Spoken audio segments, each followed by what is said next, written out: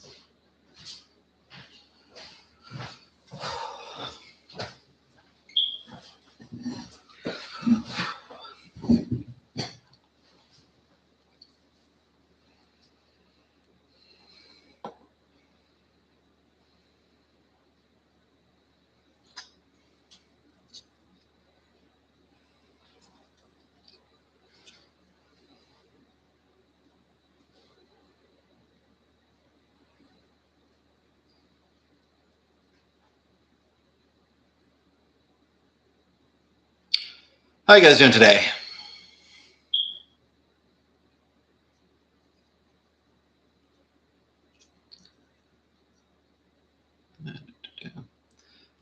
Also, excuse me, this is my first time live streaming, so I might be a little bit awkward.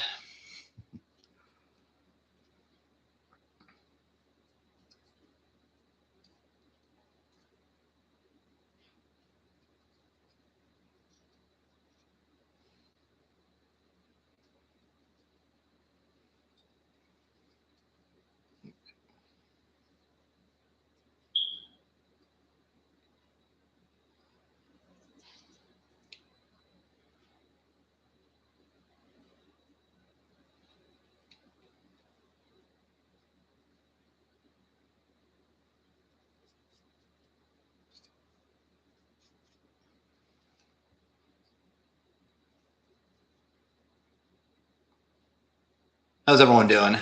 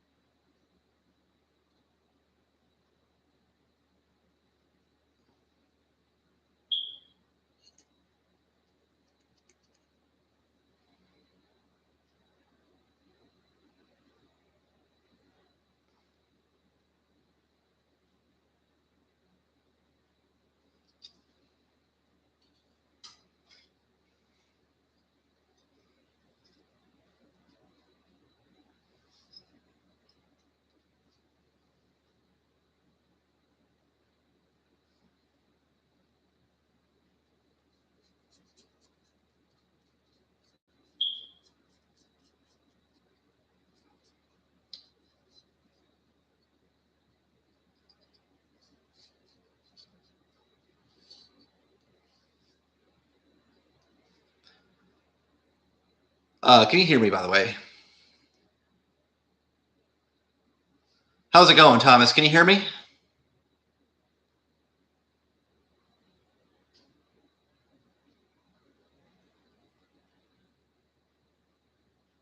Alrighty then, I set this up properly. I was bloody paranoid that I was just going to be in the void talking to no one and you guys couldn't hear anything. So how you doing today, Thomas?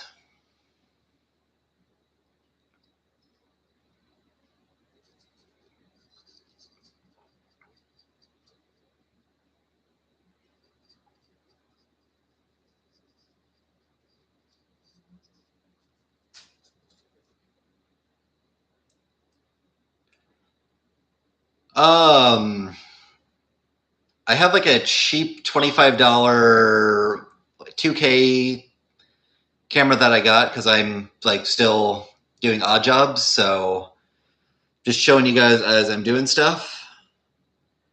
And once I actually have my own place to live, I'm going to have a proper setup where I could do painting streams where I have like a camera on the painting and then face cam and all that. Right now, I have to be ghetto.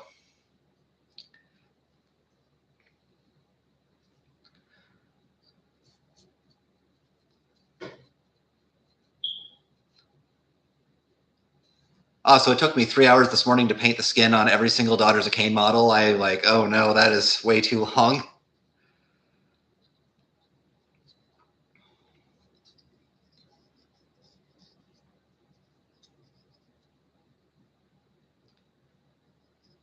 You gonna paint some of your cities, Thomas?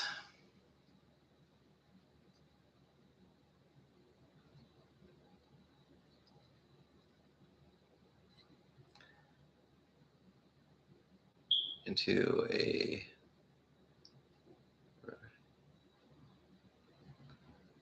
Whenever you say something, it opens its mouth.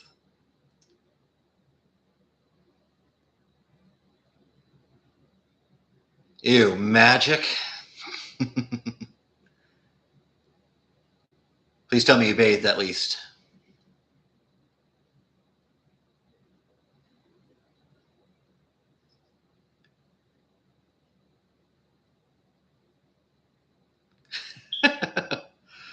Just maybe. Okay.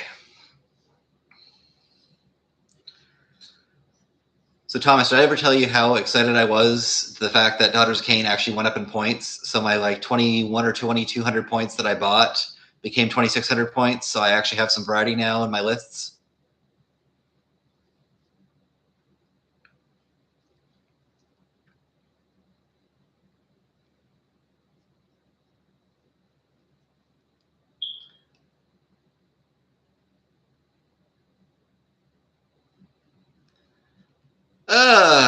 Like point increases suck, but at the same time, I don't want there to be points decreases to the point where I have to buy like an extra $1,000 worth of stuff to play my army.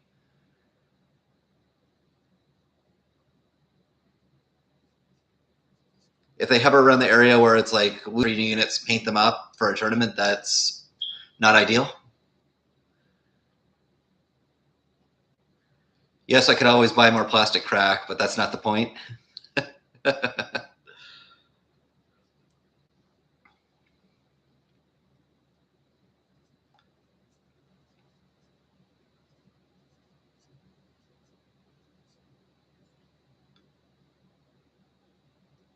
Well, thank you very much, Thomas. That orc kick was so good. I need to apparently do more like model kit reviews because people have been liking them.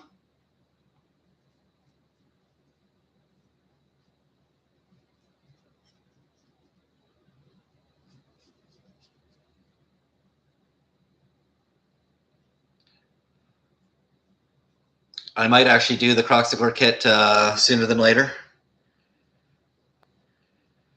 Because like a kit review, I got to do like up a page, my thoughts, read it out, and have a few images, and bam, you get 2,000 or 3,000 views. Stepping. Sounds good. I'll talk to you in a bit.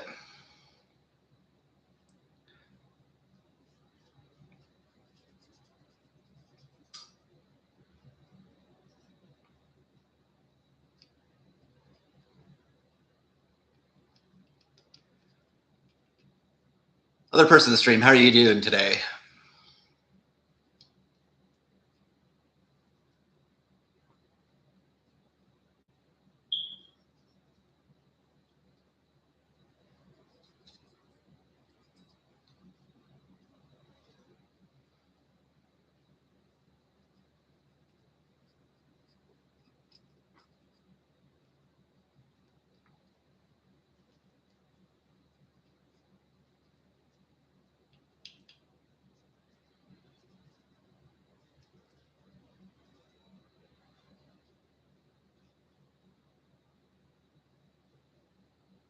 Okay. And right now I'm painting up my Bloodstalkers. So far, my painting journey today, I started around 10:30. I have the skin painted on all my Daughters of Khaine. I'm starting to get the wings of the Canary painted. I got the horses painted on the one unit of Doomfire Warlocks. I'm starting to get the snake parts painted on the Snake Ladies, and I'm going to be doing the Endless Spells pretty soon.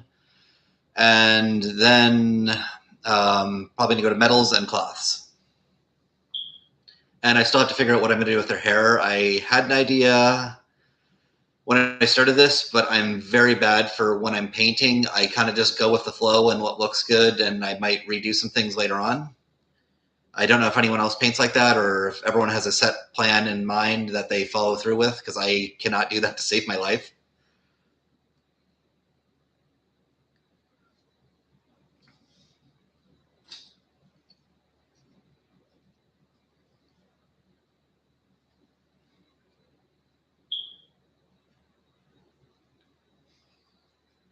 And new people to the stream, how are you guys doing today?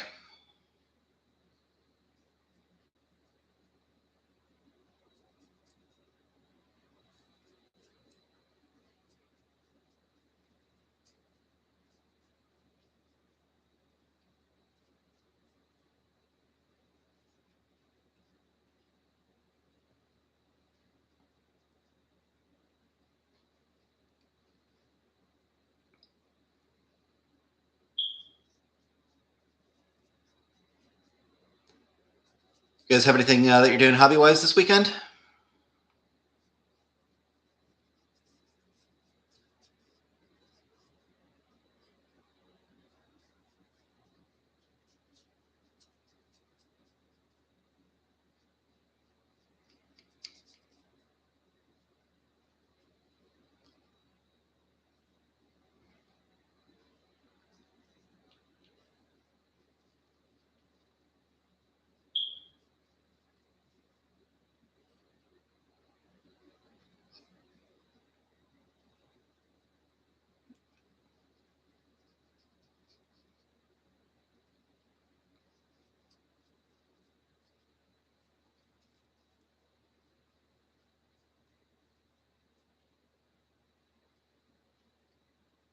Okay.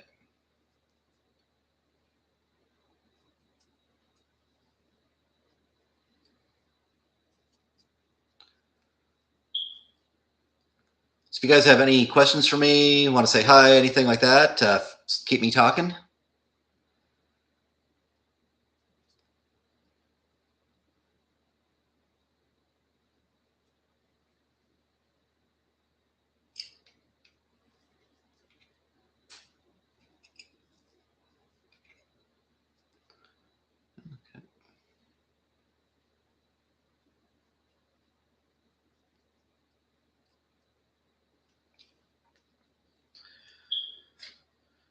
Alrighty.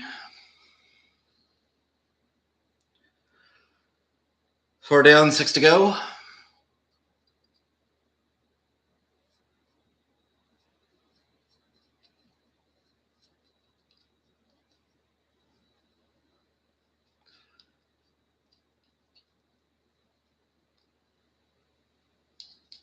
I built 10 bow snakes for last edition's rules, and then they get the new rules come out, and you want to run them in like groups of 5 to get the debuffs off.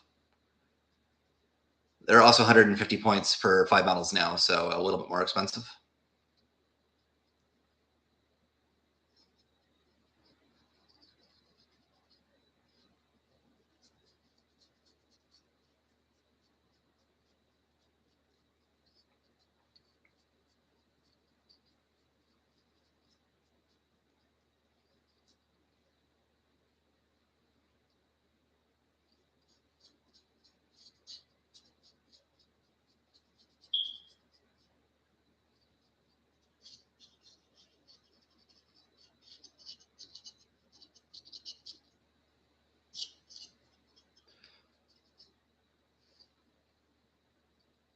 anyone up to anything fun this weekend? Get any games in? Painting anything? Building anything?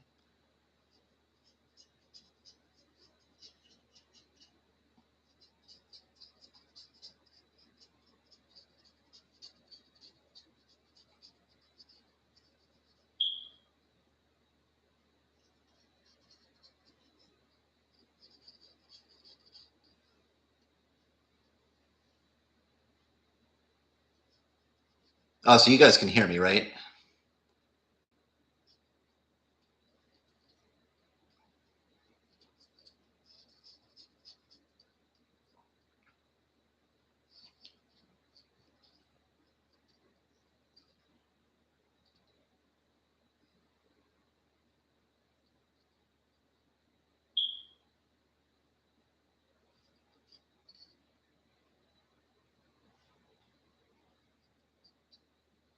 'Thank you for the likes, guys.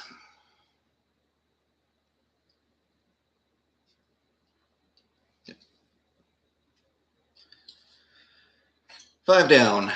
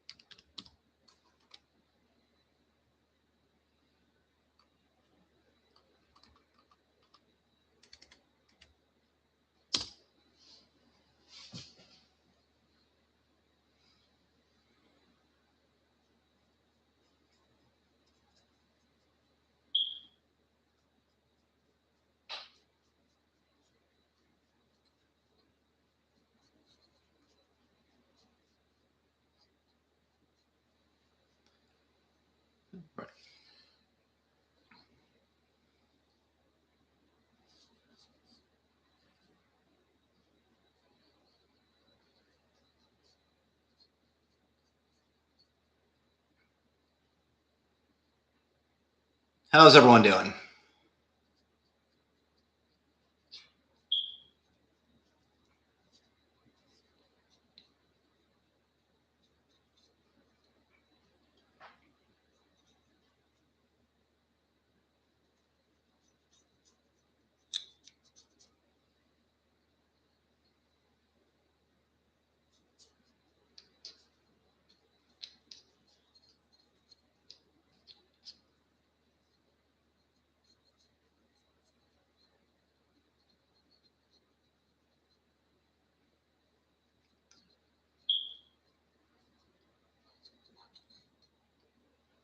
No one has any questions? Hobby updates? Nothing? Okay, I'll just talk about the Daughters of Khaine army. So I originally last May I won a box at a tournament. It was the Crohn's Here box. Has Crethusa, units of Witch Elf slash Sisters of Slaughter, and the Doomfire Warlocks. Won that, and then slowly throughout the last year, I have been trading stuff in for Daughters of Khaine boxes and other stuff like that. I've been getting gifts of them, so everything in my list except for the new unit of Bloodhags and the new shrine has been either traded, gifted, or won at a tournament. And I'm finally ready to get them on the table, so we're painting them up today.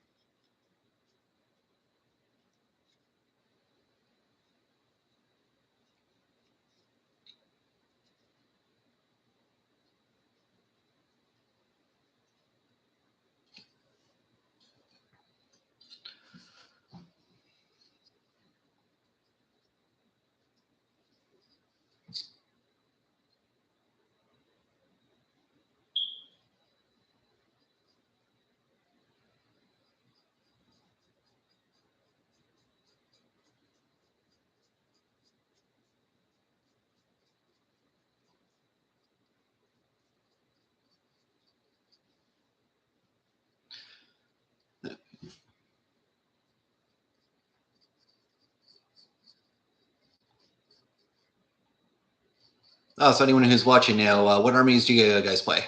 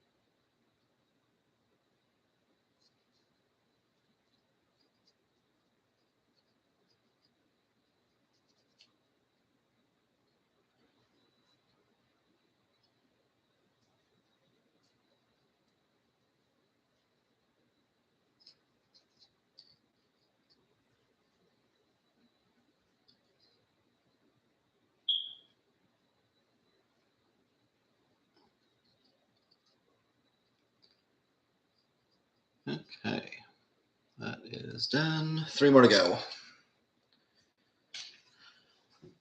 Currently painting up the Blood Sisters. I'm then going to move on to the Endless Spells. And then the 2 pieces that I'm dreading, the Shrines. And here's the new one. It is so much bigger than the old one. Just give me 1 second.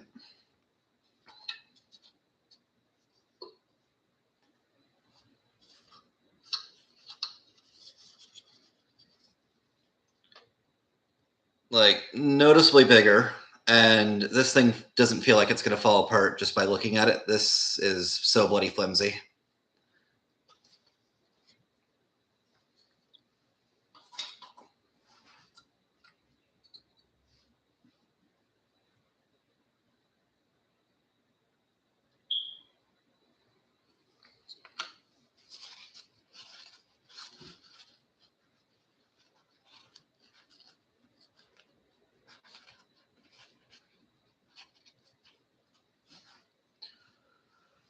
So, like, everyone watching me on TV or something can't comment, or?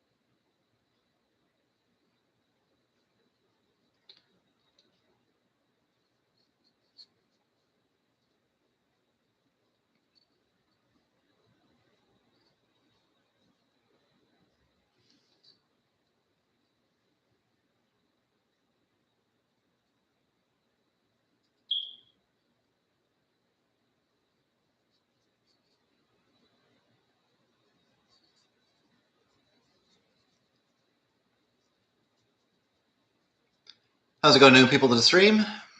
If you guys want to ask me any questions, talk to me, let me know. I'm here to talk to. Just pinning up my Bloodstalkers.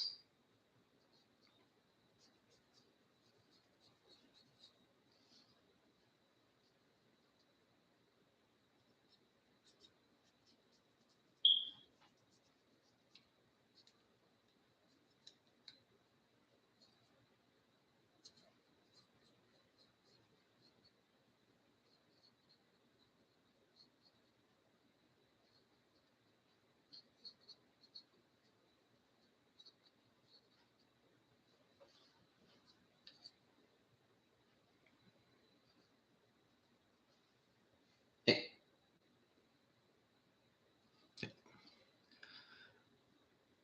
Sorry, cat's looking at stuff right now. Hey, Squeak. Out there.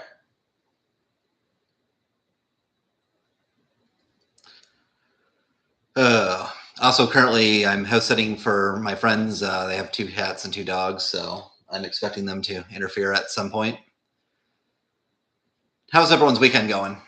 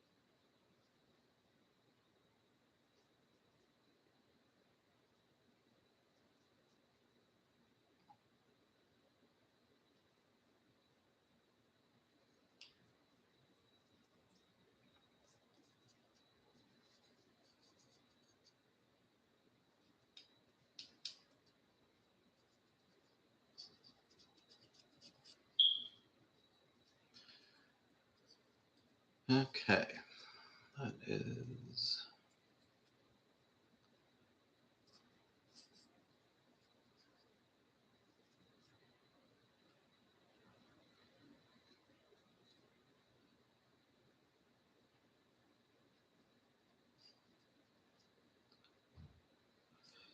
Second last, and we're on the last one. After this, I'm going to start painting up the endless spells.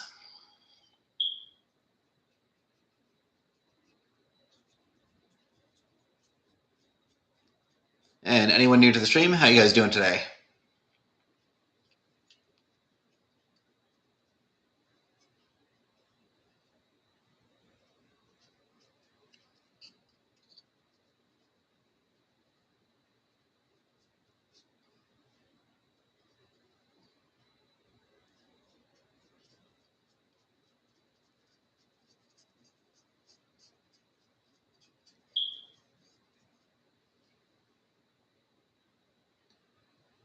Painting up Tomb Kings earlier.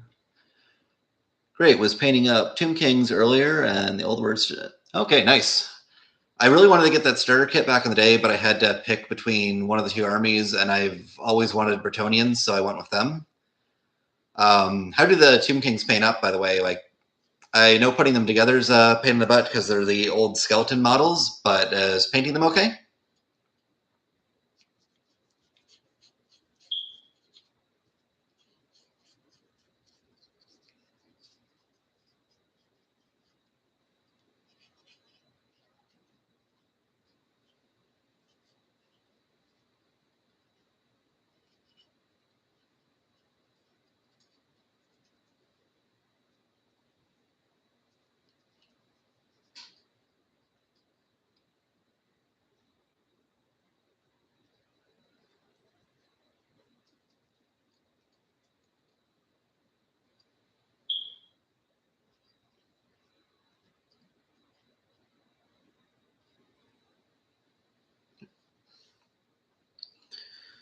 Okay.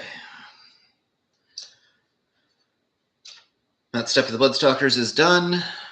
Yeah, pretty easy. Nice skeleton horde wash over the bones. Tee off of the shields. Oh, okay. 92 models in 2 weeks. That's really good.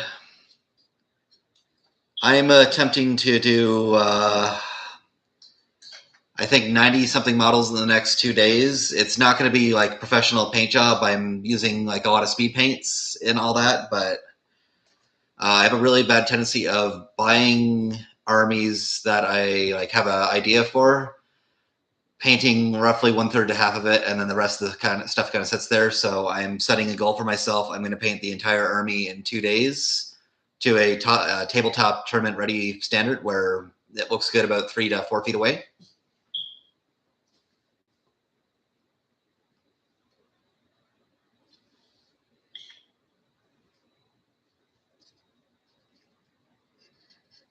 Okay.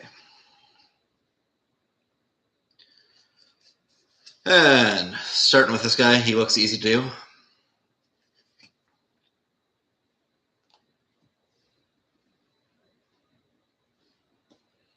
And we're switching from Slaughter Red on my snakes to Blood Red.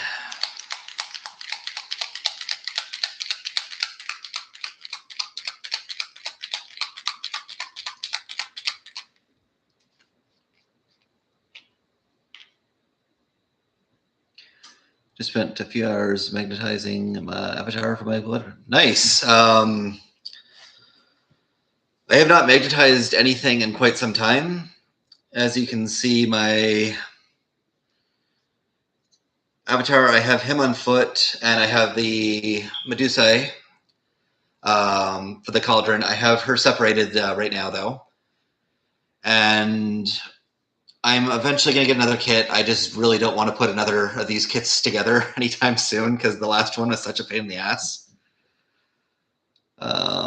Hope you meet your goal. I have 2 Dark Elder Battle Forces that I'm going to have to start after finishing up my Tomb Kings. I currently have Soulblight that I have half painted. I have the Daughters that I'm painting up right now, so hopefully that's gone. I have the Bretonians, Idneth.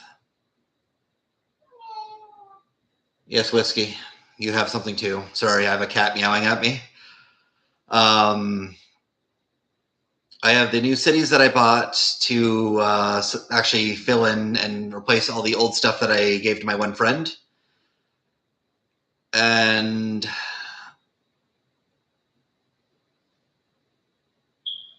I have more Fire Slayer stuff that was gifted to me, so I have roughly five armies worth of stuff. It's not full armies, but it's a good amount of stuff for each army.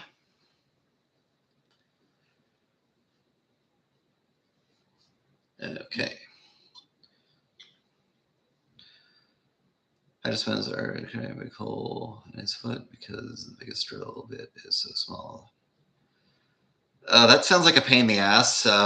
What type of drill are you using? I just have the Army Painter one that usually suits any thing I need to do with that. The biggest thing I've used that for is my Caradron flight stands. Anytime one of those breaks, I replace the flight stand with the coat hanger, and it's really good for tournaments because you don't have to worry about people knocking it over, your stuff breaking, and so on and so forth.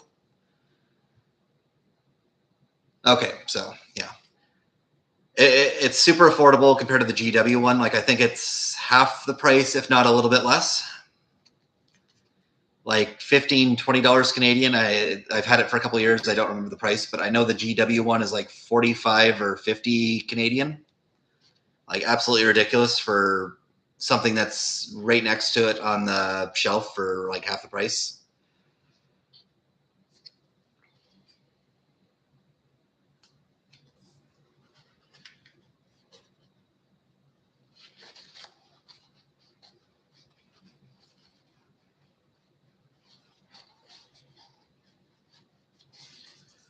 And we're up to 7 people now. How are you guys doing?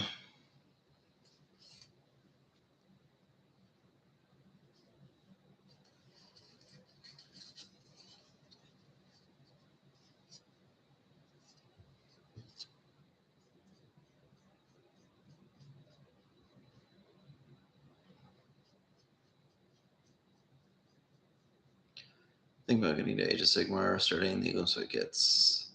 Yes, the guy who edits my script, I started buying him Age of Sigmar back in the day to get him into the hobby, and he's now fully caught the Warhammer bug. He has Gloomspite Gets. He focuses mostly on trolls and squigs. They're pretty decent. They also got the new Wolf Rider Get Mob. I've seen that army do amazing in tournaments because you can spam a sheerly large amount of stuff that you normally can't do in Age of Sigmar. But to run that army, you have to spend about as much as a 40k army. So a 2,000 point Git Mob army will run you, I think, $15 to $2,000 somewhere in that time, like amount of money, which is not great if you're looking to get into an army, spending 2K on just 2,000 points. If you go trolls and squigs, it's a little bit cheaper. You get a couple of troll heroes, you get the big troll guy, and you run a couple 6-man units of rock guts and 6-man unit of river trolls, and I think that'll run you about $600-700, so not too bad. You can also just spam by the spearheads, and that usually saves you a little bit of money. I missed the start collectings because there's a few armies you could just buy the start collectings and you would have a really competitive army with them. The Flesh Eater Courts back in the day, that's all you basically needed was the start collectings because it had a Terrorgeist, had 10 small dudes, 3 big dudes, and they were all interchangeable kits, so you could buy as many as you wanted and you could get such a good army out of it.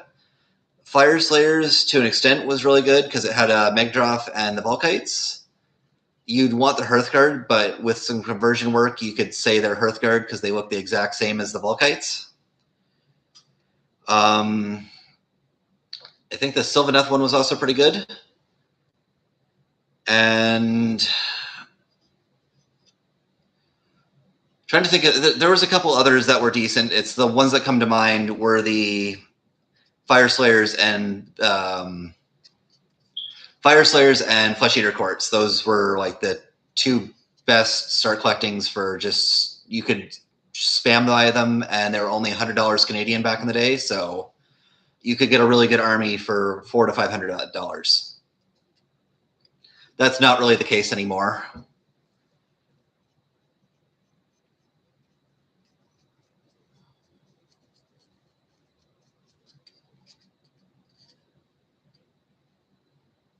Jordan, what games do you play? I know you play Old World. Do you also play 40K, Kill Team, any of that other stuff?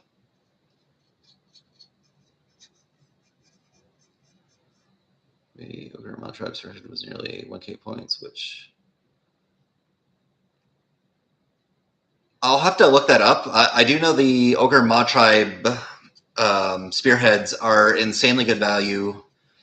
They do come with the one comes with some Nobblers, which is basically a smaller version of Goblin, but they have the big artillery piece and they have several infantry units that have, I think, 4 or 5 wounds each. So it's a very high point value for what you're getting in a $160 box. I should specify $160 Canadian. It's cheaper in the States than Britain and wherever you might be.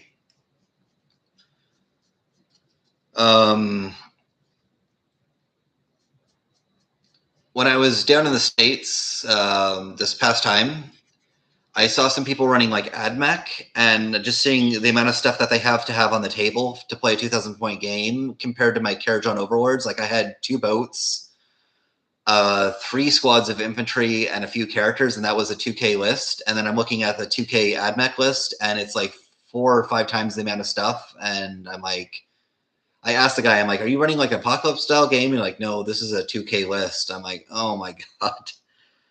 I don't even want to know how much that stuff all equals out to be.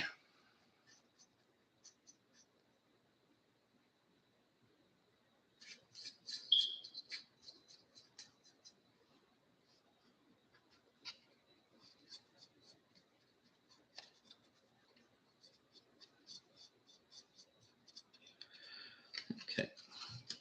Yeah, this guy's eating up paint faster than I thought.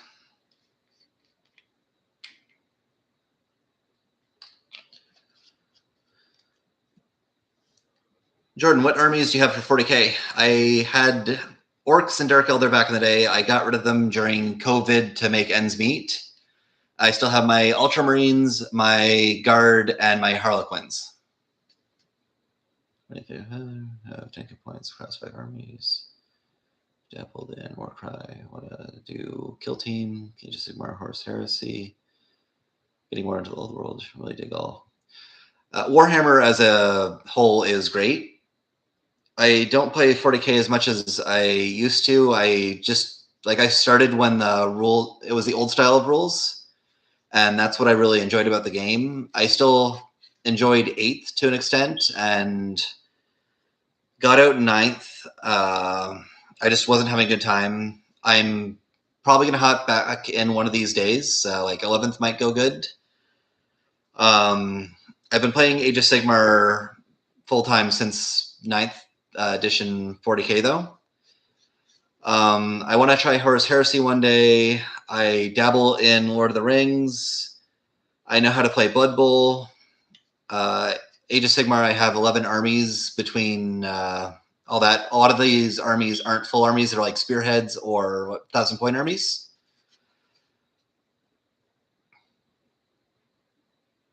Over 2K. World Leaders, Thousand Suns, Chaos Space Marines, Sister Battle, Dark Elder. Really Beyond.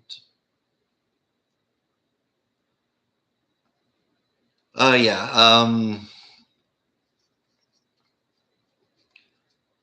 Dark Elder I actually see doing pretty decent now. When I was playing them in 7th, they were not that good of an army.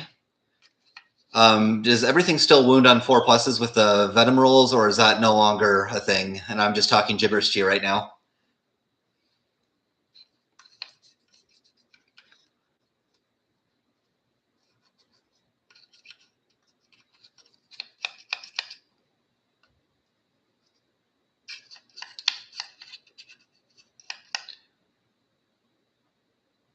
Okay, so yeah.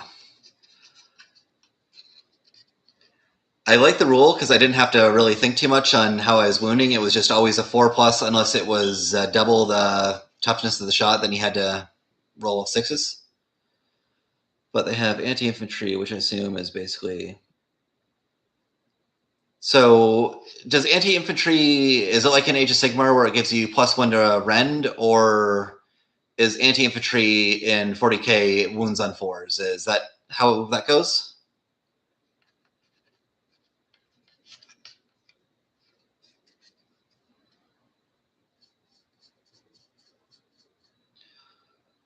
Okay.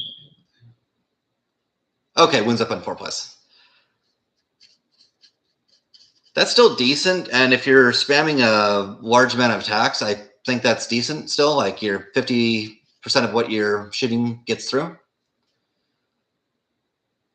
I'm a bit late, but still made it. What's up?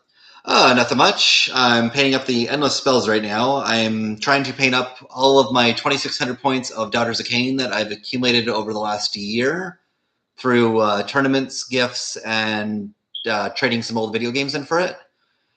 The new codex just came out, so I'm gonna do what I normally don't do and get a new army and actually paint it up all in rapid succession. That way, it's not just another half-painted army sitting in my storage area. And how are you doing today, Zuriel?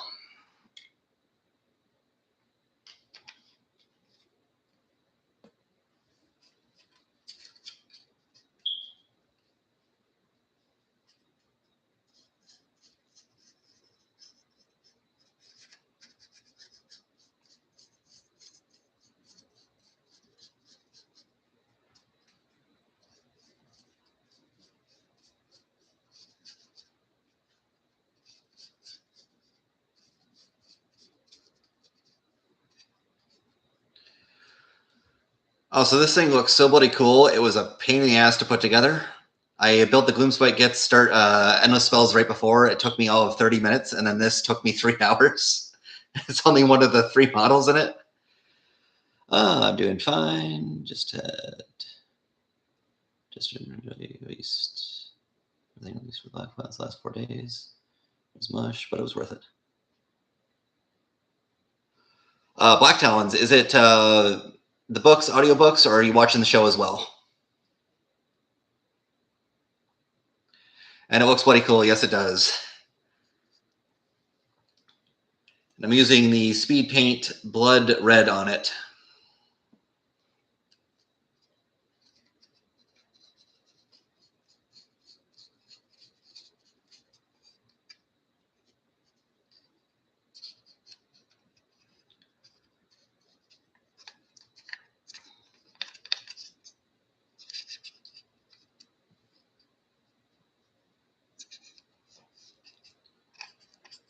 Also, I just finished the Daughters of Khaine audiobook, which is 3 shorter stories yesterday. That was a really good read. Okay, just realized you're the stick figure guy. I clicked on your stream without even checking. Oh, thank you very much. Yeah, no, this is first time you guys saw my face, unless you. I think I have some comedy material floating around there. Yeah, I do stand up as well. I'm still in my first 6 months of doing stand up. I'm trying to get better on stage, where I am making people laugh, but I'm umming and ahhing a little bit too much for my liking. So I'm trying to get better at that. Also, thank you very much for liking my videos. I just read the first book, and I'll short stories soon. We'll start the second book, and then I'll rewatch the show.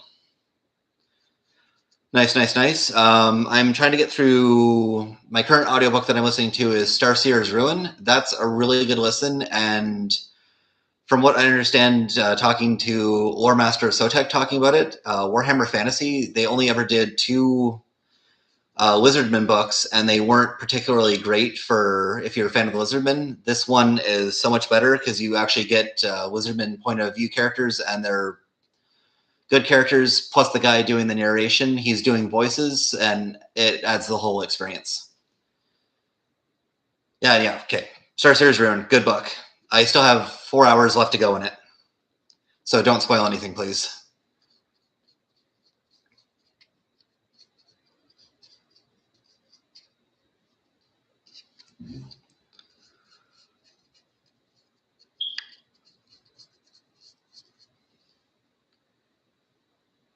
Okay, so you haven't got to your stuff. Okay, that's good. I won't spoil anything for you if you're doing the audiobook format instead of paperback or hardback. The guy doing the voices is really good.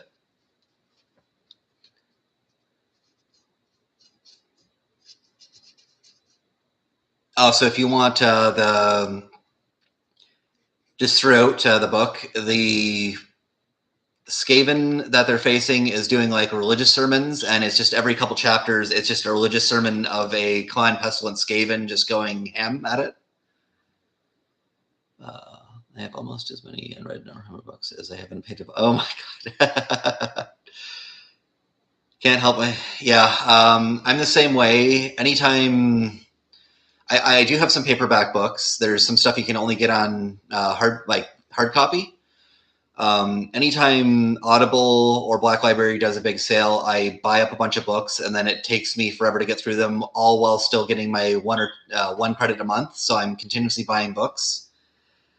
And unlike models, you got to put a good 10 to 12 hours into each audiobook.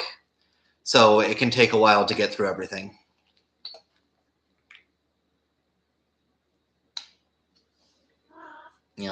How's it going, Kit Kat? I have a cat next to me now.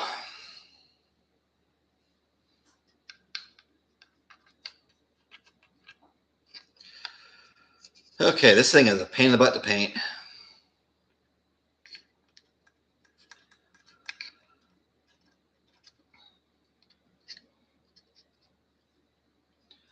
How long have you guys been fans of Warhammer? I'm on 11 years of actually playing the game. I've been a fan of 40K since 2009 when Dawn of War 2 came out, and I got it when I was 15.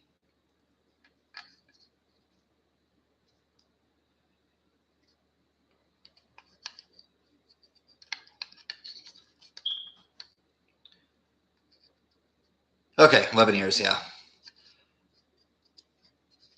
2015 was a good time to get into 40K if you're looking to get models for cheap, because War Machine was all the rage back in the day, and a lot of people weren't liking the game in general because it was a very stagnant time for Warhammer. Like the lore hadn't really been updated too much in 20 something, like since the Armageddon books was the last major change in the setting. And I ended up getting like a Land Raider, the gunship that they had at the time, Storm Talon, like a bunch of stuff for pennies on the dollar.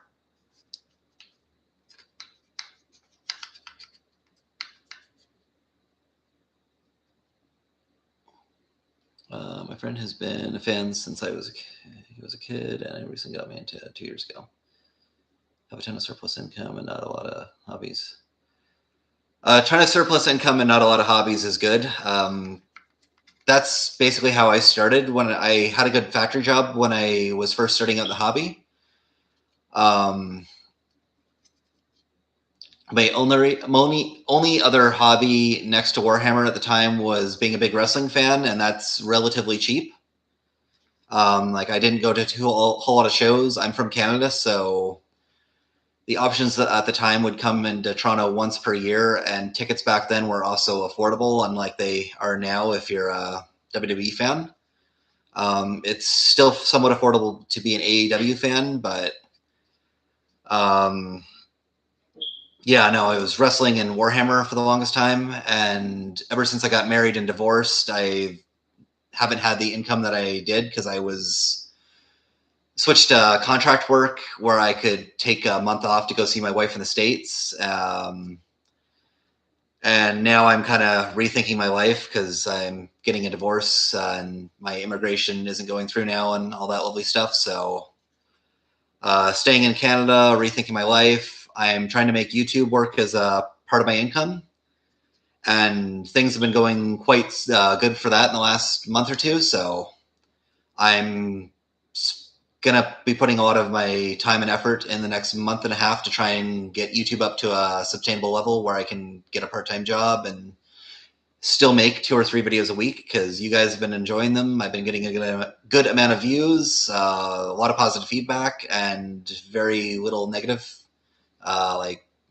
towards my videos. So it's been a bright spot and a rather bleak time for me.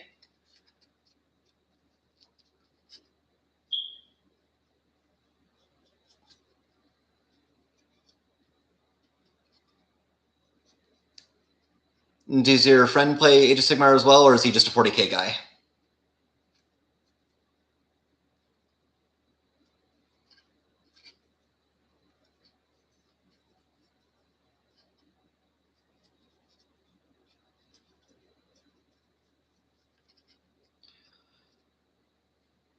Damn, going for the ringer. Hope it was well.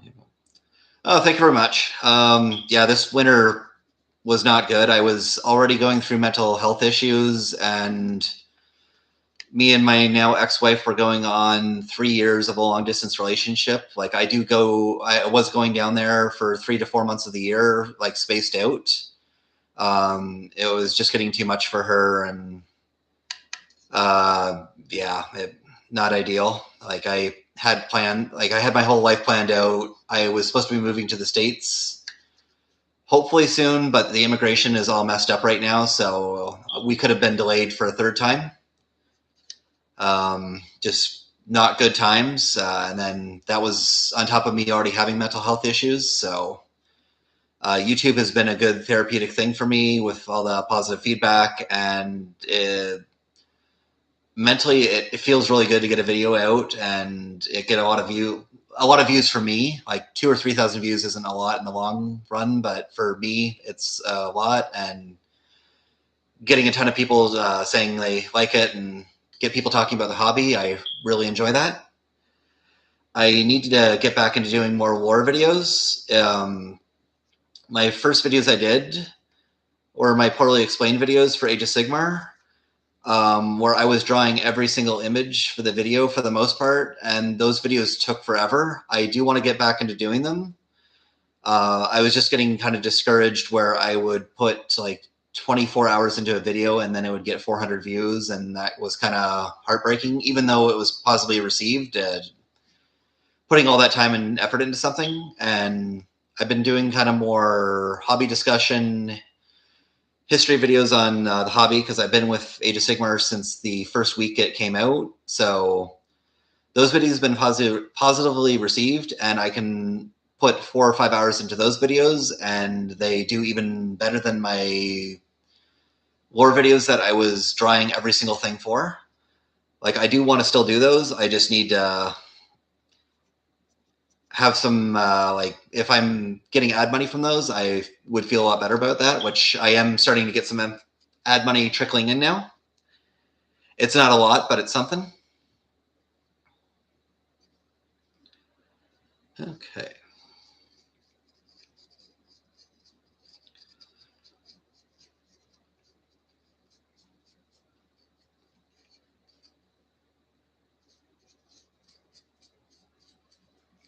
Also, I'm seeing a therapist for the first time in my life. That's very positive experience. Very bad with my mental health, where anytime something happens, I do the counseling for a couple sessions, and then I'm like, no, I'm feeling better, and I just hold it all in, which is not healthy to do. So if you're ever going through mental health stuff, guys, please like get the proper stuff. I've been holding stuff in for 18 plus years now, and like I'm 33, my hair is falling out, it's going gray. Like, get help. It is totally worth it. Please get help if you can. Found your history before I saw your report explained ones. I'll say the history ones are more unique and like to gain traction. Sort of X faction explained is playing since 20 playing since I was 18. Okay, thank you for that. Like people really enjoy the history videos, and those videos get like 5,000 to 7,000 views. The poorly explained videos, I tried to make those unique and more comedic and more tongue in cheek. I am going to continue to make them until I've done all the Age of Sigmar lore. I did do a bunch of lore shorts just explaining the Age of Sigmar factions in 1 to 2 minutes. It's not the world explained as bad, just by any means. Oh, thank you, though. And yes, things could be worse. Like I luckily have a very strong support system, and my family is well aware of my mental health issues at this point, and they caught things very early this time around. When I was in my teenage years and early 20s, like things got real bad at certain points. My mom and my other mom, who's not actually my mom, but my two mums, to put it lightly, they saw things kind of going downhill pretty early, and then the divorce happened. So I got to seeing people within a couple weeks of my mental health deteriorating instead of letting it sit for multiple months to the point where I need to be checked into the hospital. And my mental health has also improved greatly over the last 2 months compared to before, where I was not doing good for about half a year.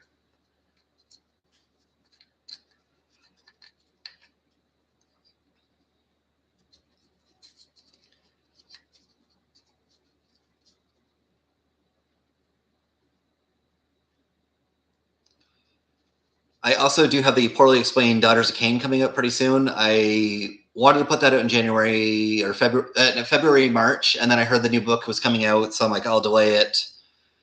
I just need to read through the lore. I've refreshed myself with the novel that I just read or listened to, and I'm not going to do as many drawn images and try and keep the production time down to a reasonable time, because the Idoneth Deepkin and Caradron Overlords both took me, I think, 20 plus hours to make. And that's a really long time to spend on a video that only gets like 1,000 views.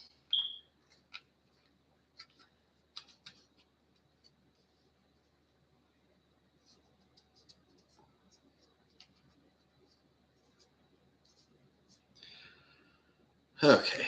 This is also taking a long time to paint because it's a lot of scales and nooks and crannies. If it wouldn't be extremely expensive, I wish I could just have a tub of blood red speed paint and just dip it in and shake it off.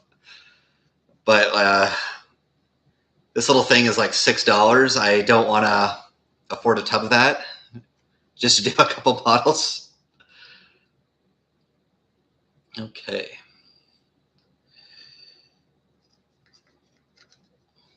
And Wrathy versus, this is just high school drama between cheerleader and the cop nerd.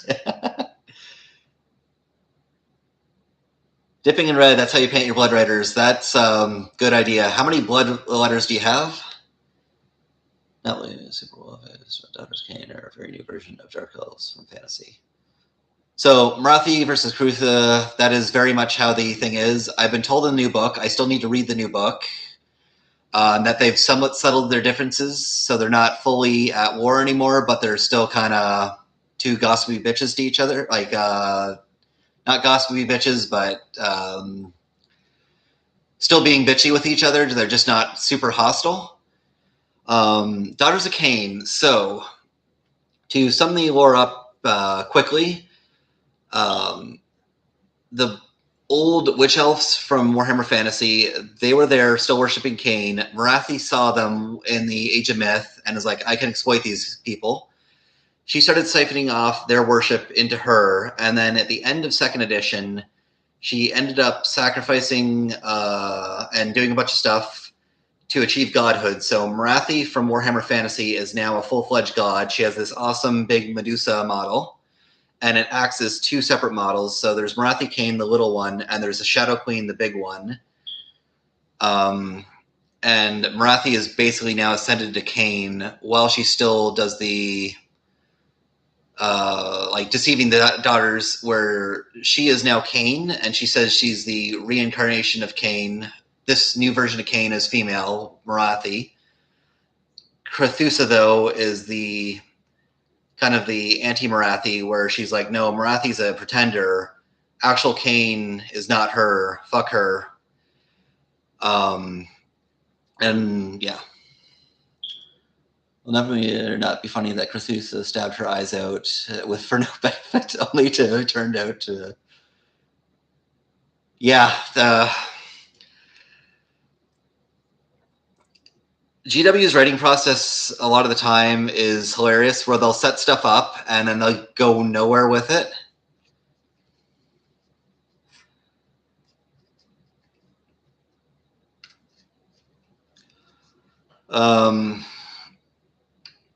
That is what frustrates me. Like, the biggest example recently is the Ynnari. They set this up as a big thing in 7th. I was just so excited for the Elder to move on and potentially have some extra stuff. And by 10th edition, the Ynnari, I believe, are completely dead in the water and aren't even a faction anymore.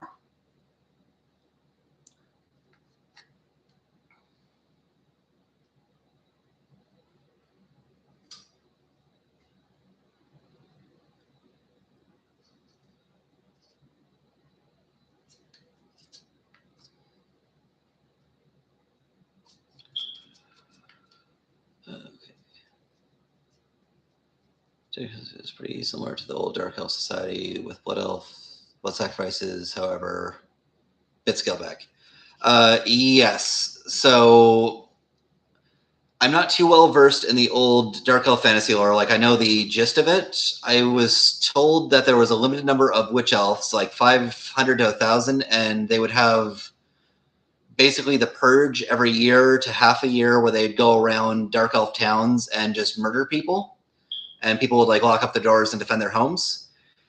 New Daughters of Khaine Society they're very populous. Men are second class. I wouldn't even say second class citizens. Men are basically like slaves. Daughters of Khaine love gladiatorial combat. That's how when they're not at war, they get like blood sacrifices going for Khaine. And Khaine is very big on them doing like stylized quick kills, so they don't feed into Slanesh, and he likes to stylize combat to like show off. That's why a lot of them wear little to no armor, so they can freely move, and they also Khaine loves it when they get blood on themselves. So it's very chaos-y, but not actually chaos. Ynnari is kind of weird, sub-faction. Okay, so Ynnari are still a thing. They're just not their own faction anymore. Okay, thank you for clarifying that. I'm a little bit out of the loop on 40K. Okay, so this is a very basic model to paint. I got to do a few more things. I'm going to do some different types of red on the blood dripping in just a bit, and paint the fangs, and the tongue I'm going to paint a different color like black or purple. But I'm going to let him dry.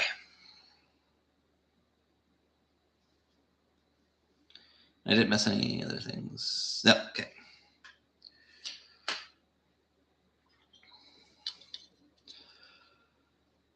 Oh.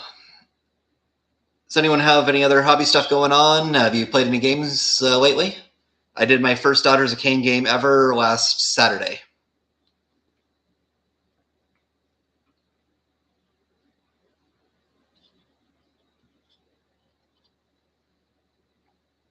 Do you have a stream schedule or? Um, Eventually, I'm going to try and start streaming regularly. This was just I'm doing a painting challenge this weekend, so I thought I'd hop on and hang out with you guys for a bit. That way, I'm not just sitting in silence with a couple cats and a dog. Um, the big issue is because of the divorce and everything happening, I'm now living back with my parents for the time being. I'm working vigorously to be completely moved out and not with them hopefully soon. But right now, I'm in a very crowded, busy, noisy house, and streaming might be a bit of a pain there. The reason I'm streaming this weekend is because I'm house sitting, so I'm alone with just a few animals. I'm trying to set up an old world game with a friend for about 2 weeks. Yeah, that's me playing old world. There is a vibrant old world community, but it's all 30 and 40-year-old guys with kids. So setting up games is really hard. But when stuff pays off, is it cool? Which is week. But when stuff pays off, we get stuff like Ascension of Call, which is peak. Okay, so they are still doing stuff for Unari, which is nice. And I really don't play. I'm more into painting and the lore. Totally good doing that. I have some friends that they just like painting their models and they sit on the shelves. Totally good with that. And I have a bunch of friends that love Warhammer 40k lore because of them watching lore tubers. The most they do is play the odd kill team game, or they just listen to lore when they're doing their stuff at home. I'm also going to hold off on that for just a bit. I need to paint more metal on that than blood. Start with the dominant color first and then go to the details. At least that's how I do things. Granted, I'm also not a professional painter. I like slap chop. I like speed paints. When I first got into the hobby, I was notorious for not painting my armies. Like I'd get a couple colors on to differentiate models, and then I would just play the game. Since contrast and speed paints have came out, though, I've actually started really putting effort into having fully painted armies.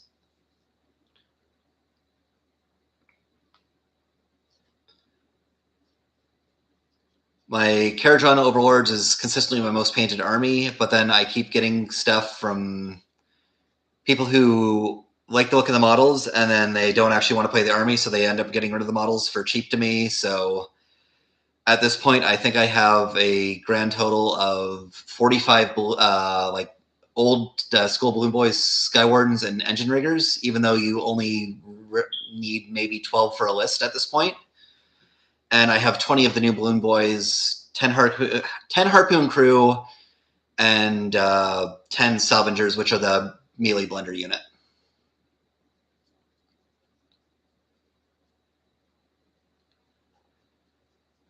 I also might do an army showcase for my Karajan because they're relatively mostly painted. I might just buckle down and paint the 20 Balloon Boys. Just need to get some more details and some other stuff, and then the wash, and they should be good to go. Because that's a cool army. Like, it's my favorite army. It's usually what I run in tournaments. Especially with the last tournament I ran, they did 2-hour rounds, which is ridiculous. So you had to be on top of your shit. And it was bam, bam, bam, bam, bam. That's my turn. The other person would have to be bam, bam, bam, bam, bam. That's my turn. Normally they give you 2.5, 3 hours. 2 hours, you really have to be on top of things. And the first round of that tournament, I got paired with an old guy who is new to the hobby. So we got 3 turns in, and then we had to talk things out. And he was a little bit upset near the end. Is like, oh, well, we can play through our lunch. I'm like, I would like to get a coffee, sir. I'm sorry. I was also severely up on points compared to him, and he still thought he could win, but he was down to Gordrak and 1 unit of Brute Ragers, and I still had, I think, 90% of my KO on the field at that time. Oh. So this, it still looks good. I didn't build this correctly, but I couldn't figure out how to build it due to the old stupid black and white construction or instructions that they were giving me. So no, this was not black and white instructions. It just, the instructions itself were not good. I'm confusing it with some other black and white instructions I just saw. We had something similar at the local tournament over here, but the TO had to go. Okay, they let you go into overtime. This tournament that I was doing, it was a strict dice down at the 2 hour mark. I think they would, for close, if the TO would look at the points, if you were close in points, he would give you 5 minutes to talk it out and roll a few dice to decide things. But if it was a very one-sided game and you, at that point, he would just like, no, they win. It's very one-sided. Like, it's 45 to 15 right now. You're probably not going to catch up.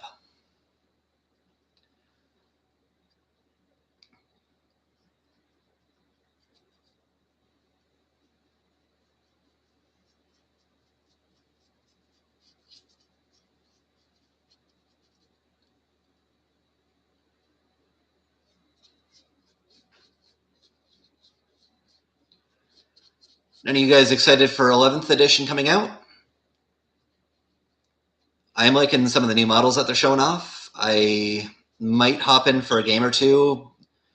The only issue is it's not an index edition, so I'd actually have to get the rule book for my Ultramarines, which I think are the only thing at this point that I will have the sheer amount of points for. Because my old 3,000 point guard army, I think, is like a 12 or 1,400 points now. Like, it's not a lot. I am bummed out when it comes to 40k as an Iron Hands player. I felt bad in 8th. Okay. Iron Hands are very artillery and shooting focused, correct? So the more melee direction that they're going, you're probably not going to enjoy.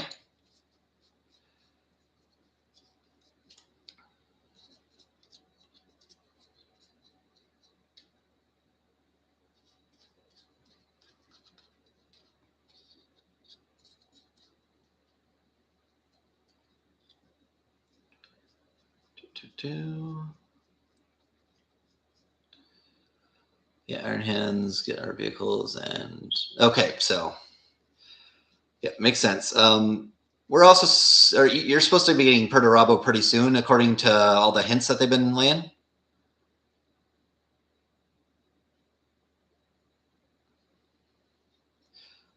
Eighth year of the strongest army. I never really saw that, but I wasn't playing competitively, and I had a very insular local meta, so it was like the same 6 guys over and over. So I was always facing Black Legion, the 3 Eldar players, a Mechanicus player, and I was the 1 Orc / Harlequin / Ultramarine player, and I think there was the odd Space Marine guy that would show up. But I didn't really play with them because they were super competitive players and they were not a whole lot of fun to play with. Like the one guy, he quit the hobby because no one wanted to play with him. It was my 3rd game. I fought him and I said, I'm a brand new player. I just had the stuff in the starter box. This was the 7th edition. He tables me at the top of turn 2 and was like a dick about it. And he's like, you need to get better stuff. I'm like, dude, I told you I'm a brand new player. Go easy on me. And he took like a competitive list and made it a point to shoot me off the board as quickly as possible. So I just avoided him after that, like the plague. And I think he's left the hobby completely now. But like, you treat new players like that, you're not gonna, yeah. Like if someone's new to the game, you go easy on them and try to explain things and don't be a dick about things. Situation like that, I can't fathom playing Warhammer outside.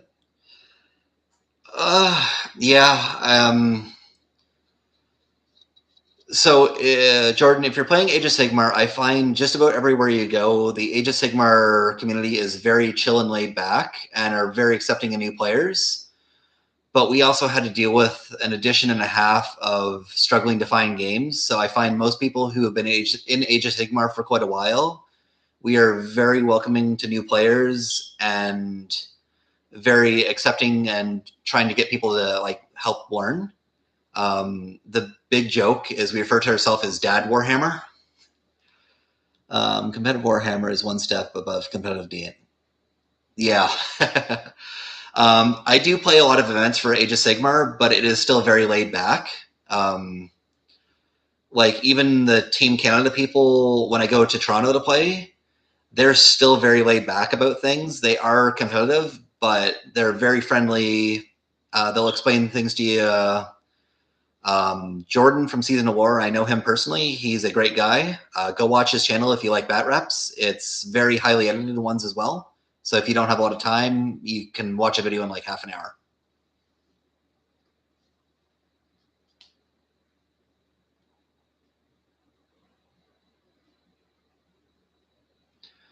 I've also done two 40K tournaments in my day, and they're some of the worst experiences I've ever had as a newer, more casual person.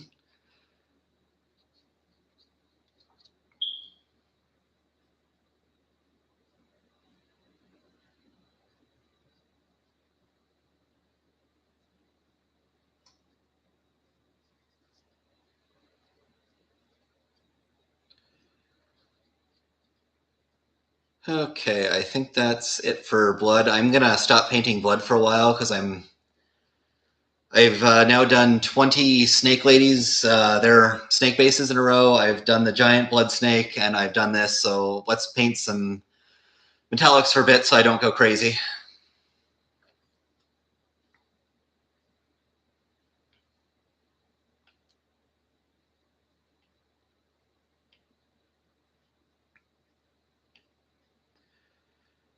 The other competitive game I don't understand how they can do competitive is Old World. It could be just that I'm somewhat new to the game, but I can play somewhat fast, and I still find games take 3 to 4 hours to play. And that's me, like with the rules, trying to be on top of things. And the one tournament I went to, they also had an Old World tournament running at the same time, and it was the same 2.5 hour time limit. And I'm like, how do you guys finish a game? Like, they're counting models killed for that, so you have to do a lot more math. And the rules are much more complex than Age of Sigmar and 40K. Yeah.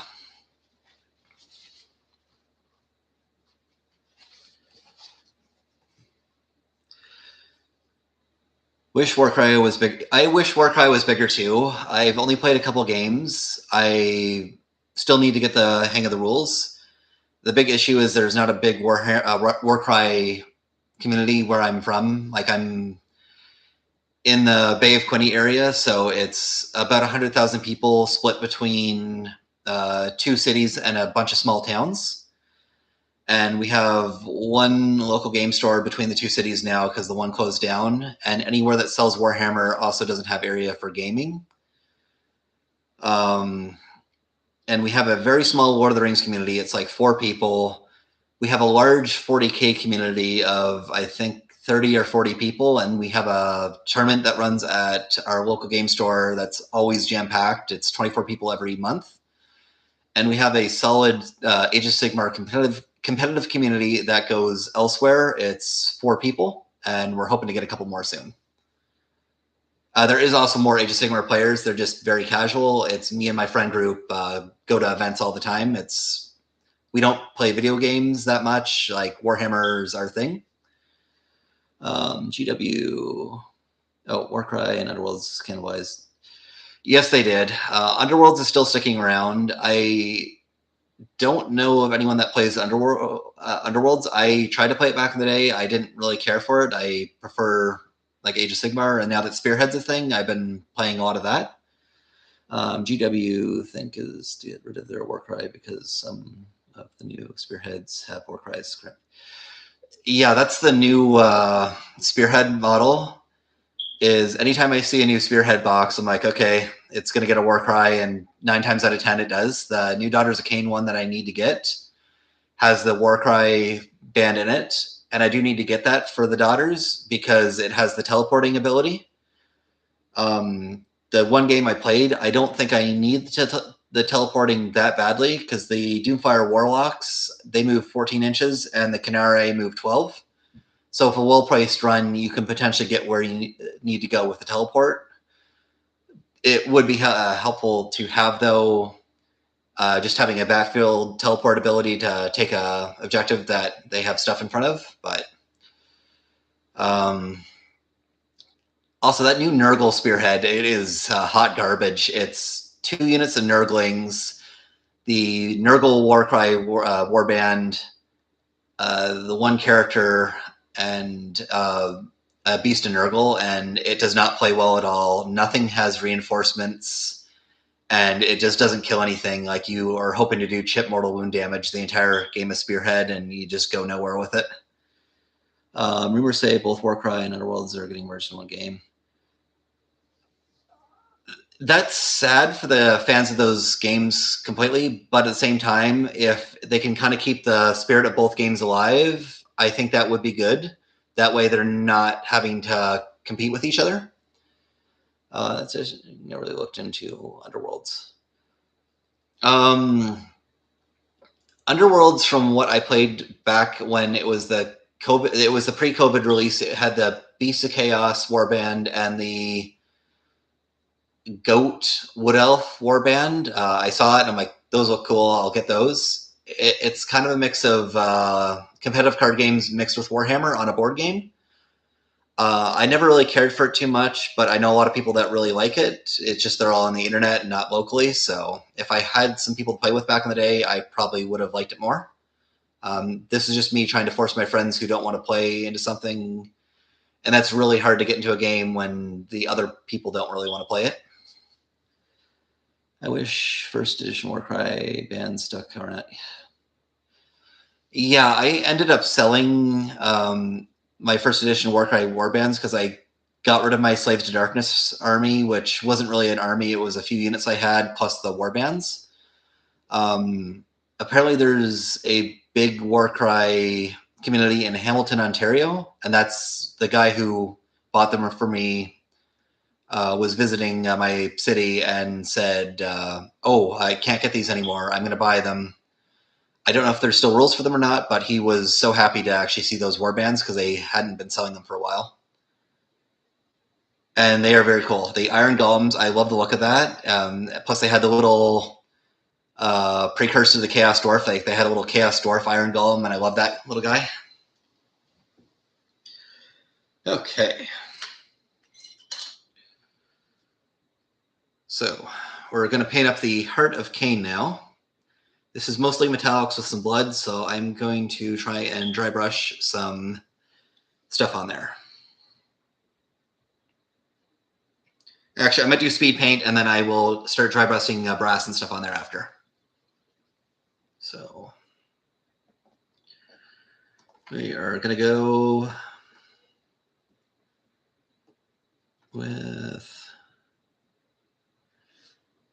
I think we're going to do polished silver over enchanted steel.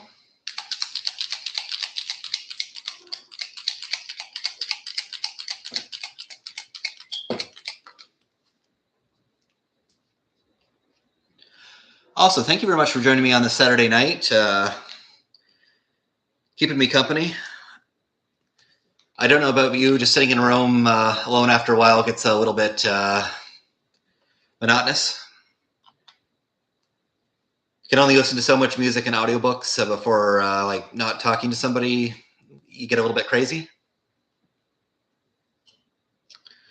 That being said, I'm also dealing with mental health issues, so it could just be me.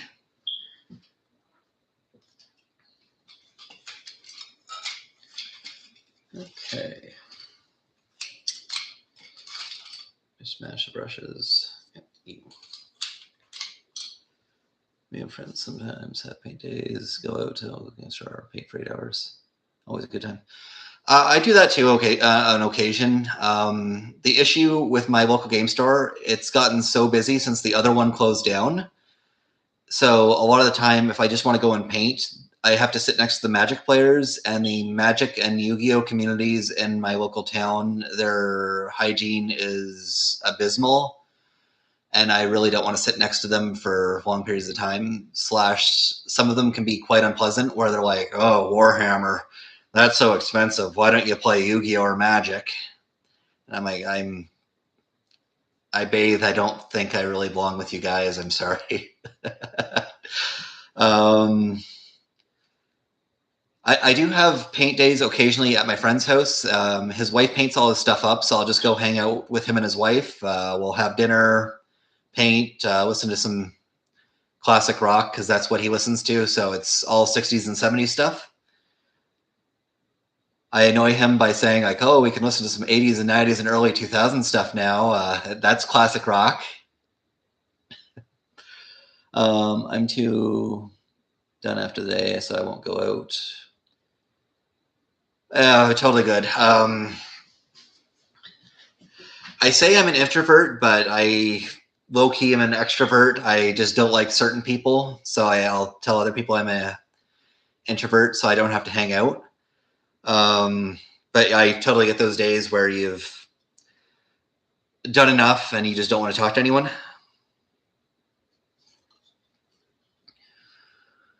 Okay, I just got to figure out how I'm going to be painting this guy up. Okay, let's do this.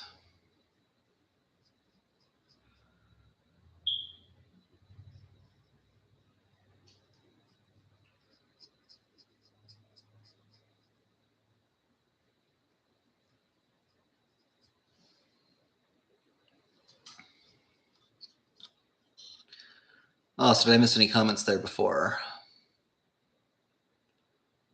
I don't think I did. Oh, so I'm going to be going. I'm going to be streaming till about 7 o'clock tonight.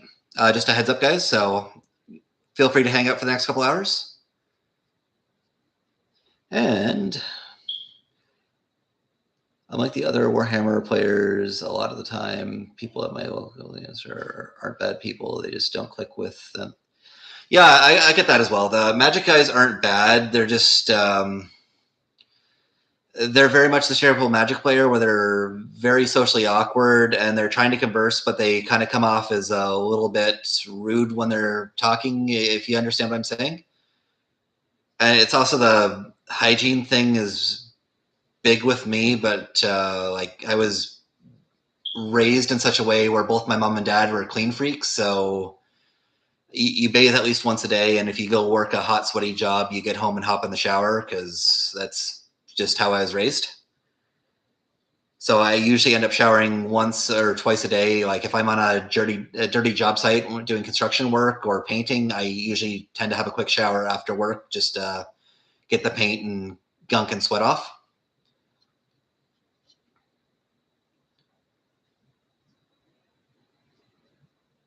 I've also done a lot of work in restaurants where when I was in management, I was consistently having to yell at people because that pissed me off to no end. Was people who work in like food service industry, and I had some coworkers, they would bathe like once a week and they would always reek. I'm like, dude, you work with people's food. Please, for the love of God, bathe. Like, yeah. Uh, I'm so happy to be out of the restaurant industry, by the way. It's abysmal.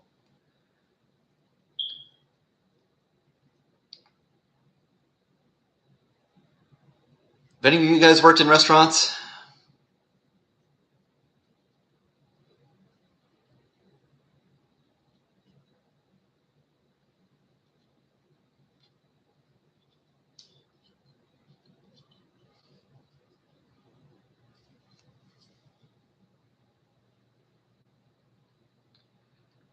Often my players also smell because they get squished together like peas in a pod. Oh, yeah, that's also true. Our local game store, I think they have seating for 40, and some of the game nights there, like, it's not as bad as it used to be, but they would cram them in like sardines. Um, yeah. The old game store that I used to work at, they had seating for maybe 16 people, and there would be some days when there's Magic, they would have 50 people in the store, and there'd be people playing on the ground. There would be people just like every imaginable place. Like, you remember that one old episode of South Park where Cartman's hunting the hippies, and like there's he's like breaking the drywall, and there's like hippies falling out of the walls? That was the Magic players at that gaming store situation. They'd just be everywhere, even though there was 16 seats available.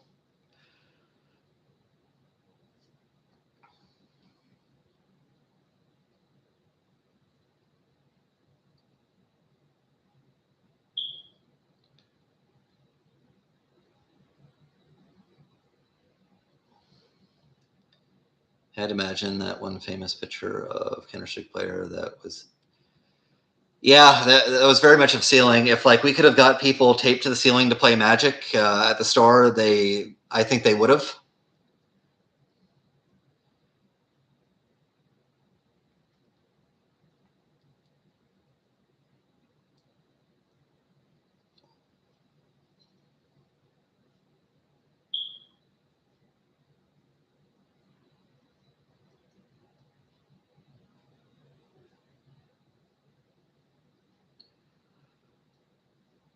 Um,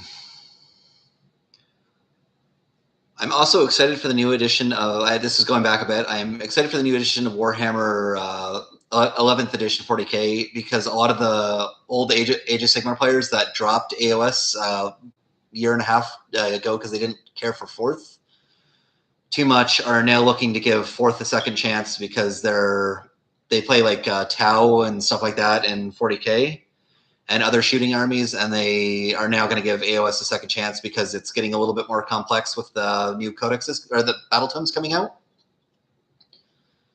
Like since the last summer when Blades of Khorne and KO and a couple others came out, the books aren't just copy pastes with some extra stuff of the indexes. They're actually switching up the armies and adding some flavor with everything.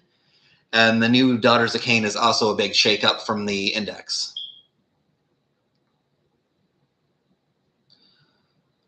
How far into the edition cycle? We're about a year and a half. We're almost at the 2-year point of fourth edition, and it's looking like they just did an index edition last time around.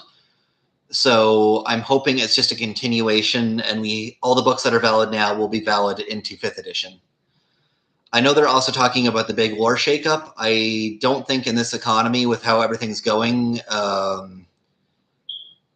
doing a bunch of stuff is going to be smart on their part. They might do a big lore shakeup, but I'm hoping it's just the lore. Because like if they start squatting models, that's going to be such a bad look for GW at this point. Especially because most of the models in Age of Sigmar are brand new stuff.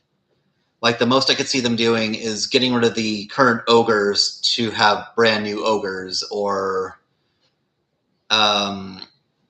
the Fire Slayers. I heard they're going to be combining them with a brand new faction of dwarfs into the Dwarden Holds or Cazalet Holds.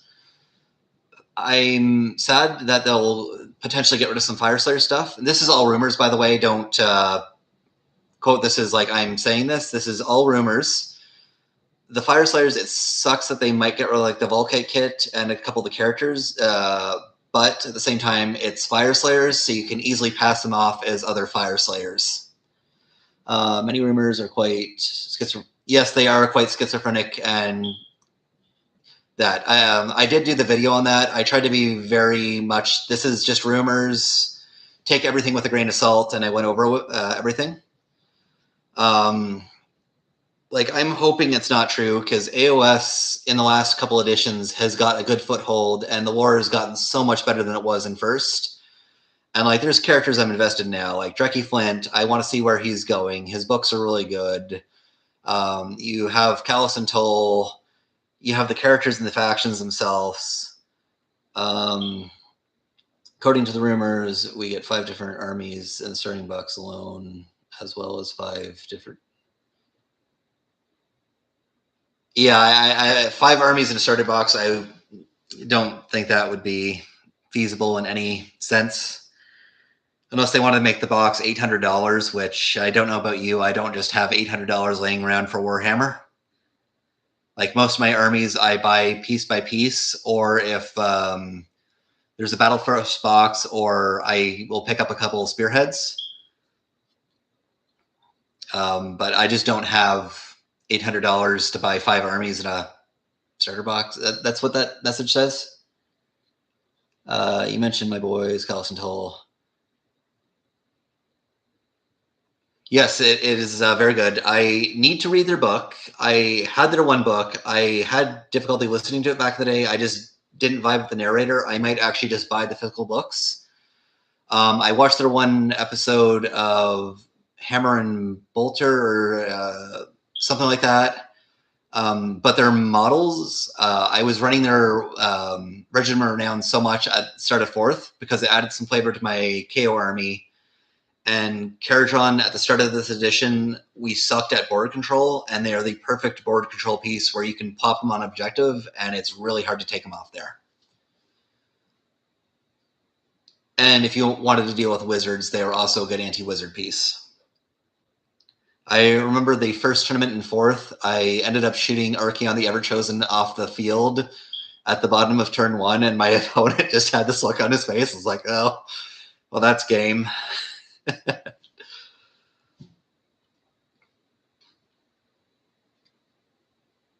Okay.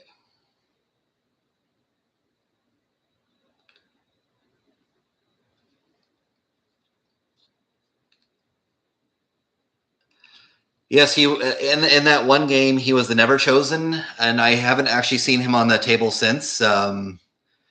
Slaves to Darkness for a while there, you'd go to tournaments, and it was a popular army. So you'd go to like a 24-man tournament. 5 or 6 lists would be Slave to Darkness, and each list was Be'lakor, 6 Vanguard, 10 Chosen, 1 Wizard, and like 2 Chaff units to hold objectives. But it was the exact same list over and over again, and you'd have to rely on like 3 of your units doing the hard carry for the rest of the army. If you lost any of those units early on, you would be dead in the water. But if you could do like an Alpha Strike and get into combat, you were set to win, unless it was the odd army here and there. My KO really struggled against them.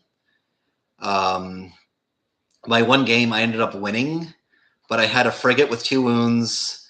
I had Drekki with full health, and I had a single engine rigger with 1 wound, literally just running away from their depleted stuff. So I kept hopping on objectives and running away from them. That was a very fun game, even though I lost most of my force.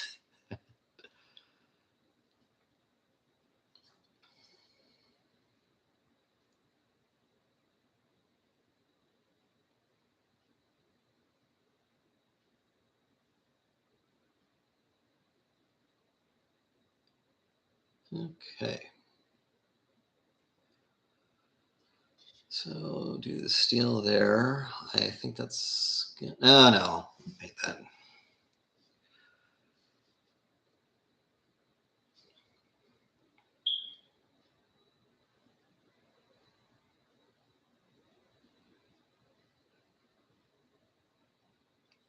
Oh, so if anyone wants any book recommendations, the 2 Drekki Flint novels, really good books. Starseer's Ruin, I'm really enjoying that so far.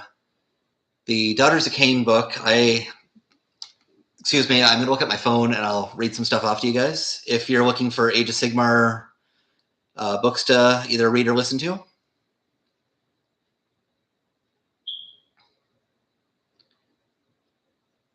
Okay, so what I've recently listened to, the Gotrek books in Age of Sigmar, they're really good up until a certain point. I have to still read Blight Slayer and the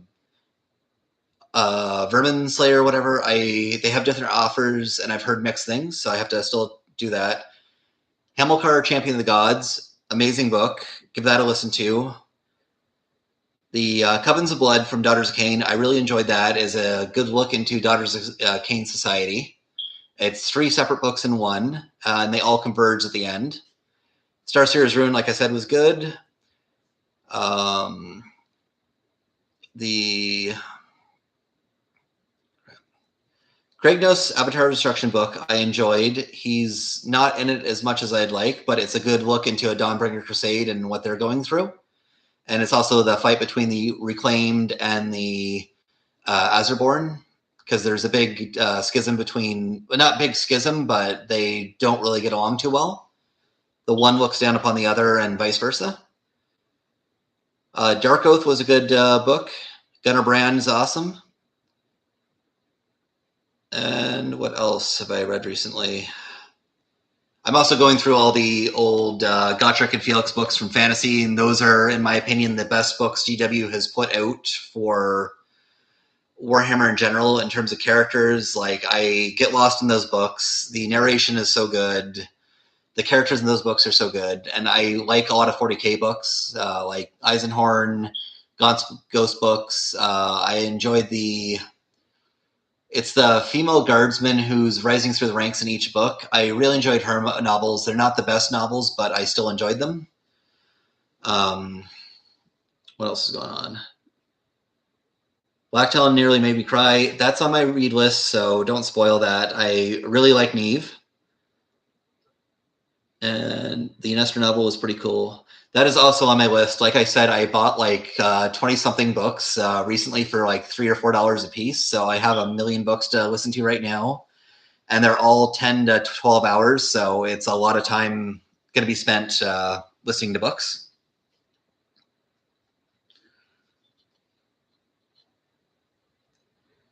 And yeah, no, it is cool. Like whenever they actually like explore the mortal realms and people like living in them, I really like that, because it's almost like living on like a 40K death world in some scenarios, where the realm of beasts is actively shifting and trying to kill you at all times, and there's monsters everywhere.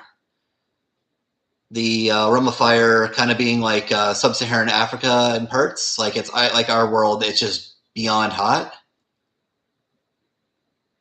Realm of Life trying to grow in parts, and then Greywater Fastness being like in second edition when I was playing Cities of Sigmar, when I was fighting my Sylvaneth friend, we'd always joke that I was like downtown Detroit, so I'd take like a gun line, and he was the wilderness trying to reclaim Detroit. And without spoilers. Okay, thank you.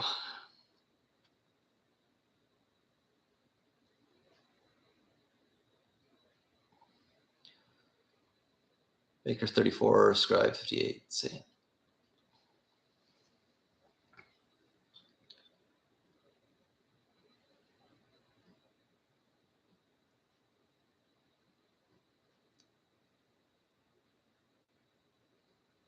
Baker 34, Scribe 58, Saint.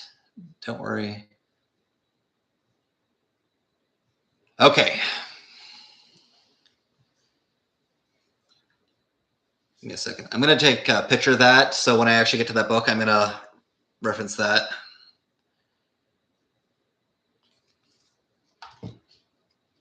Also, yes, I'm going to be a degenerate and just take a picture of the screen instead of taking a screenshot. I don't want to mess up my stream. I have the worst luck when it comes to computers. If you couldn't tell by my videos, I'm a former chef and I do contracting work, so I'm very new to video editing, learning how to use a mic and all that stuff, if you couldn't already tell. So bear with me as I learn how to make videos.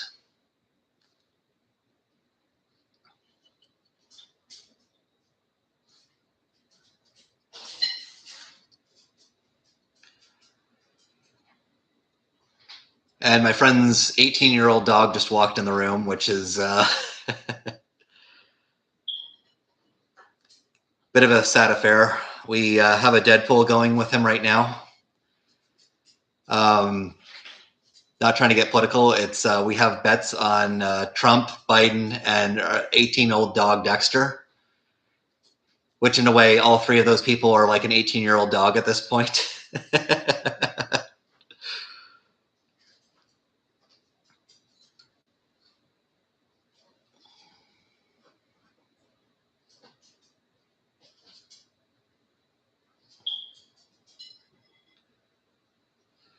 Also, we're starting the Avatar of Khaine, who is now a endless spell.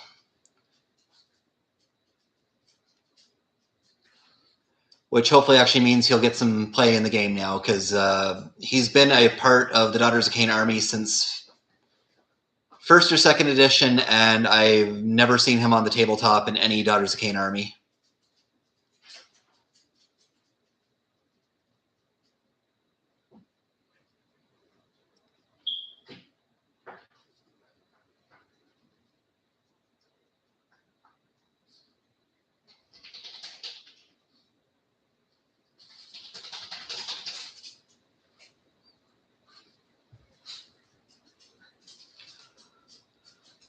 The Avatar from 40K should have...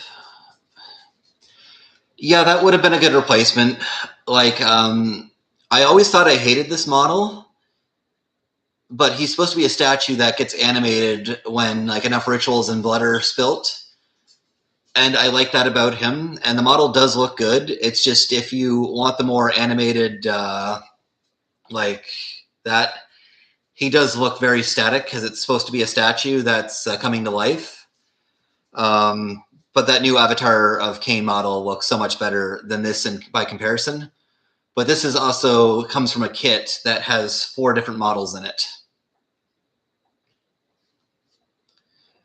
So for like the $100, you're getting a 280 point model, 140 point model, 110 point model, and then this now you're getting almost 500 points of models for a $100 kit. So you can't argue with that in terms of like rules and not having to spend money.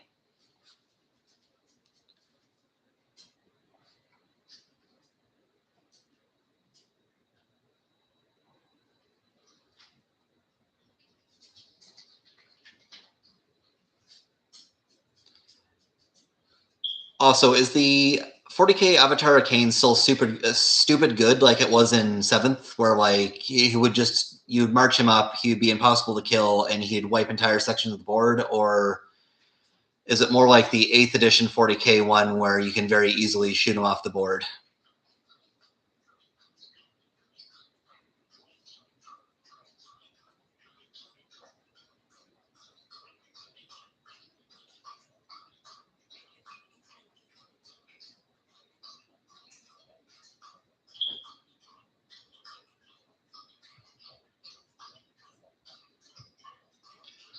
Don't have points. Okay, so you're roughly in the same boat as me. I played a grand total of 6 games in 9th, and I was just miserable. Like when I used to play 40K in 7th, the train, you could move around the board and you wouldn't just get shot off the board. And I found even like playing Space Marines, with your 3-up save and 1 wound, you were more survivable now than when with your 3-up save and 2 wounds. Yeah. I also ran a lot of narrative campaigns back in 7th, and like I know 7th wasn't the best edition for balance, and it had so many issues. But if you're running a narrative campaign or just a casual game with your friends, it was still really fun.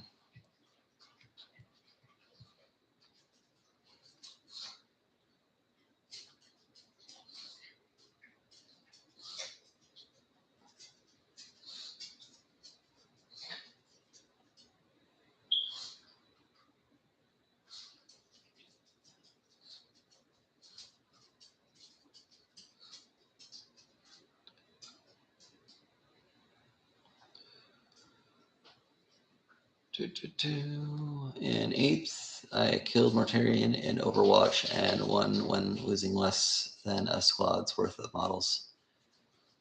That's when I... No, AOS has never really been that unbalanced. Like, 1st edition had a lot of issues, mostly based down to the fact that we didn't have points for the first year. And Nagash at times was super oppressive because when we were counting wounds to play, he was 16 wounds, and then when points came out, he was a 980 point model. So that got rid of that stuff. The biggest issue I found in first/second edition was buffing a unit like 5 or 6 times to where they'd just be impossible to either kill, or they'd have so much buffs that they delete anything in the game. And it was just camping stuff on objectives. But like, I'm trying to think if there's any point in the game where you could delete a unit and you'd basically win the game at that point. Very rarely, even with the double turn, do I find that you have a situation where you take out a key piece and then they're dead. Your opponent's dead in the water, or you're dead in the water. I still find, like with my KO, I can lose my ironclad, and as long as I have several squads, like a few squads of infantry left and another boat, I'm still perfectly good to like win a game. Example, a month and a half ago, I was at a tournament. I lost my frigate turn 1, and then I lost my ironclad turn 2. I still ended up winning the game because I had all my infantry on the field, and I was able to beat OBR by taking objectives and doing battle tactics and slowly whittling them down. He did table me by the end of the game, but I was up by 15 points, so I still won the game.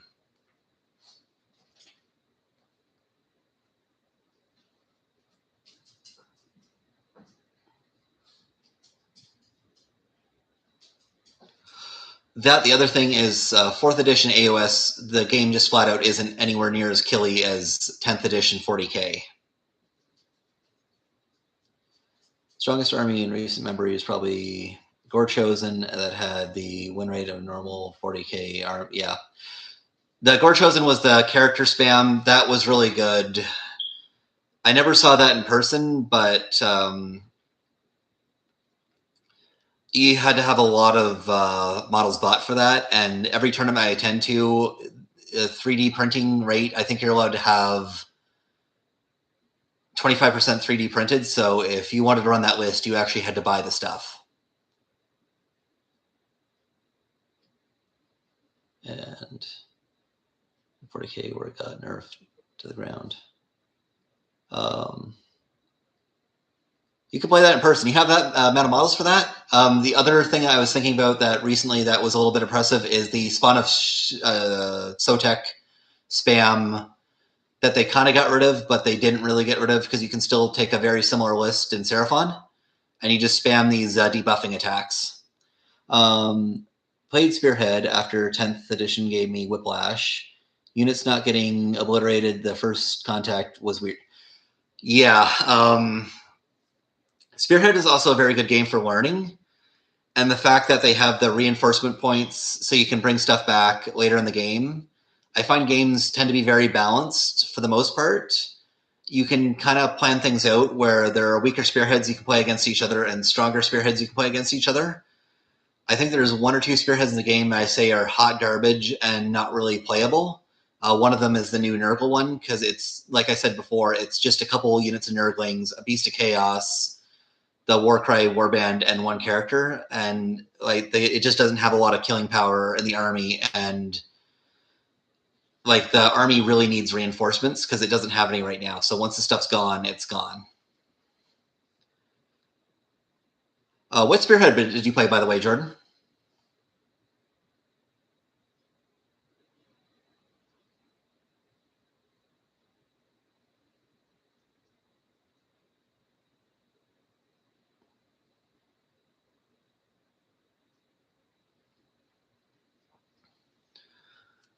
Oh, so I'm just going to get the like base stuff in this. When I do detail work, I'm not going to be on stream because this actually looks like a model I need to really focus on.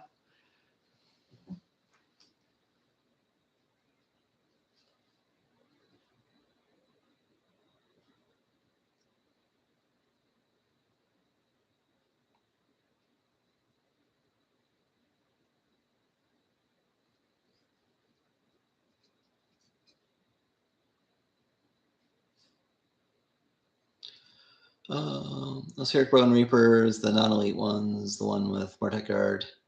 Okay, so the old box.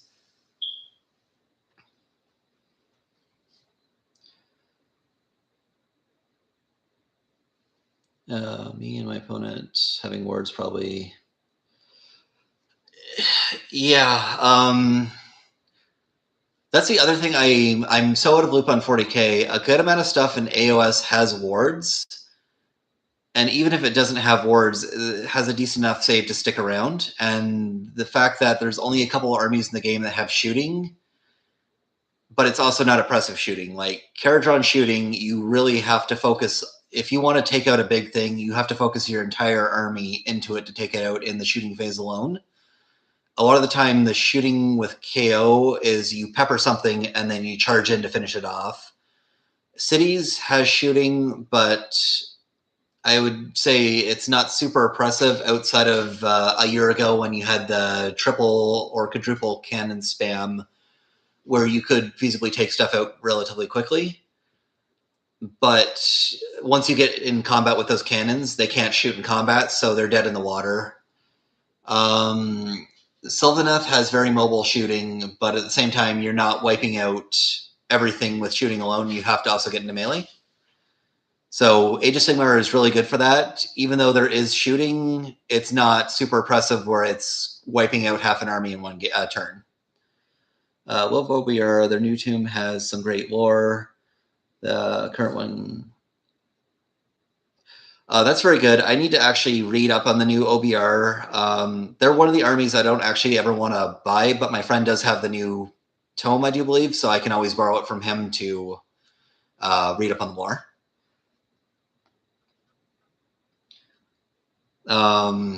Also, I have like my quota of one death army. I have Soulblight Gravelords, and I still need to paint like half of them. There's just so many bloody zombies. So many skeletons, so many Graveguard. I'm slowly picking away on the Blood Knights. My friend bought me a set of Blood Knights from St. John, so I painted up as the old Newfoundland Republic flag, which has pink in it, which you don't ever see flags with pink in it. The crematorians go full Nagash, Akbar. Oh, nice.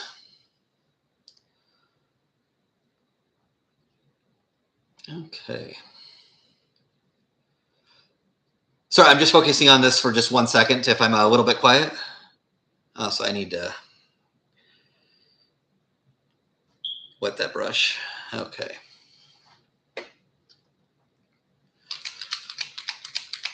Oh my god, what have I got myself into trying to paint an entire army in 2 days? I originally wanted to do a 24-hour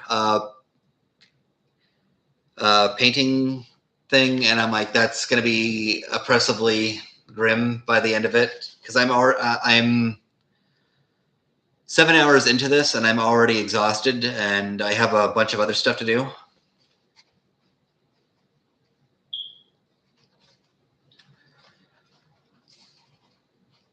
Oh.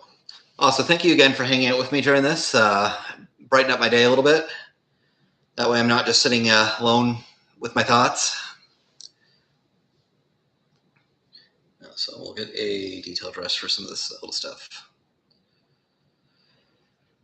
That is an army I want to get eventually as well, is Hellsmiths of Hashut. Like, if I wasn't married at the time and was spending my money to go see my wife, I would have totally put money into dropping money into that. Hey, it's the least we could do after. Well, thank you very much. I'm glad you guys enjoy my content. It's wild to think I've only been doing this for a little over a year, and I have 1,250 subscribers. I have a couple thousand people watching my videos every time I drop stuff. I thought I'd be one of those channels making videos into the void for like 2 or 3 years and then catching on a small audience of a couple thousand people. And the fact that I'm well onto my way to 2,000 people a year in is heartwarming, and I love that.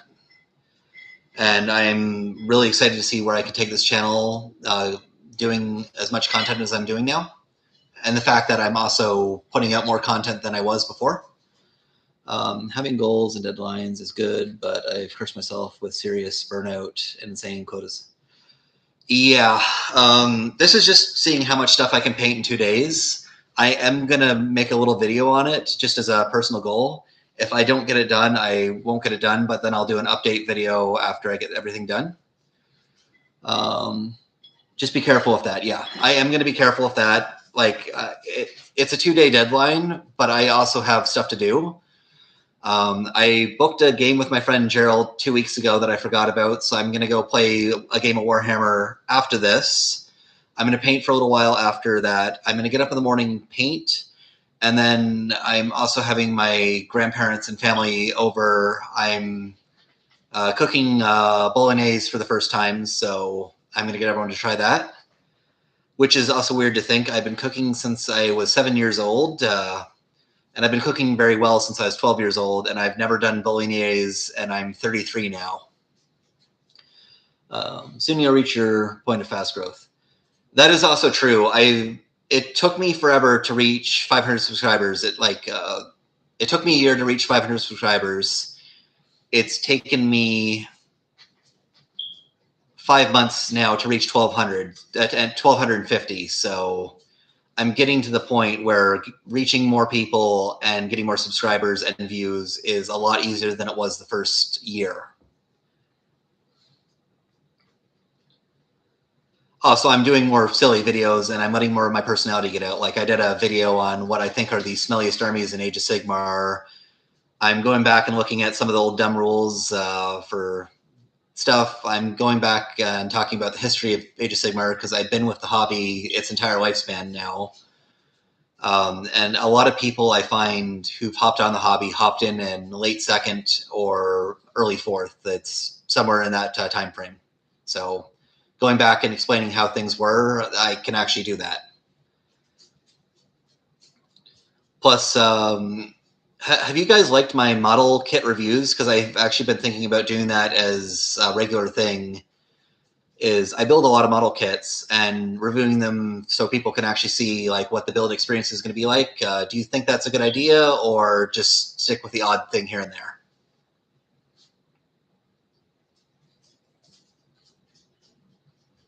Because I do want to talk about the new KO, like the Harpoon Crew and the Salvagers, because that was a very fun kit to put together, and there is some customization. Do I think third or fourth was better? So, the best time for AOS, I will argue this tooth and nail, was late second to mid third. When you had all those, like, second edition had very complex rules for the books, and early third had that. They started to dumb things down slightly with late third.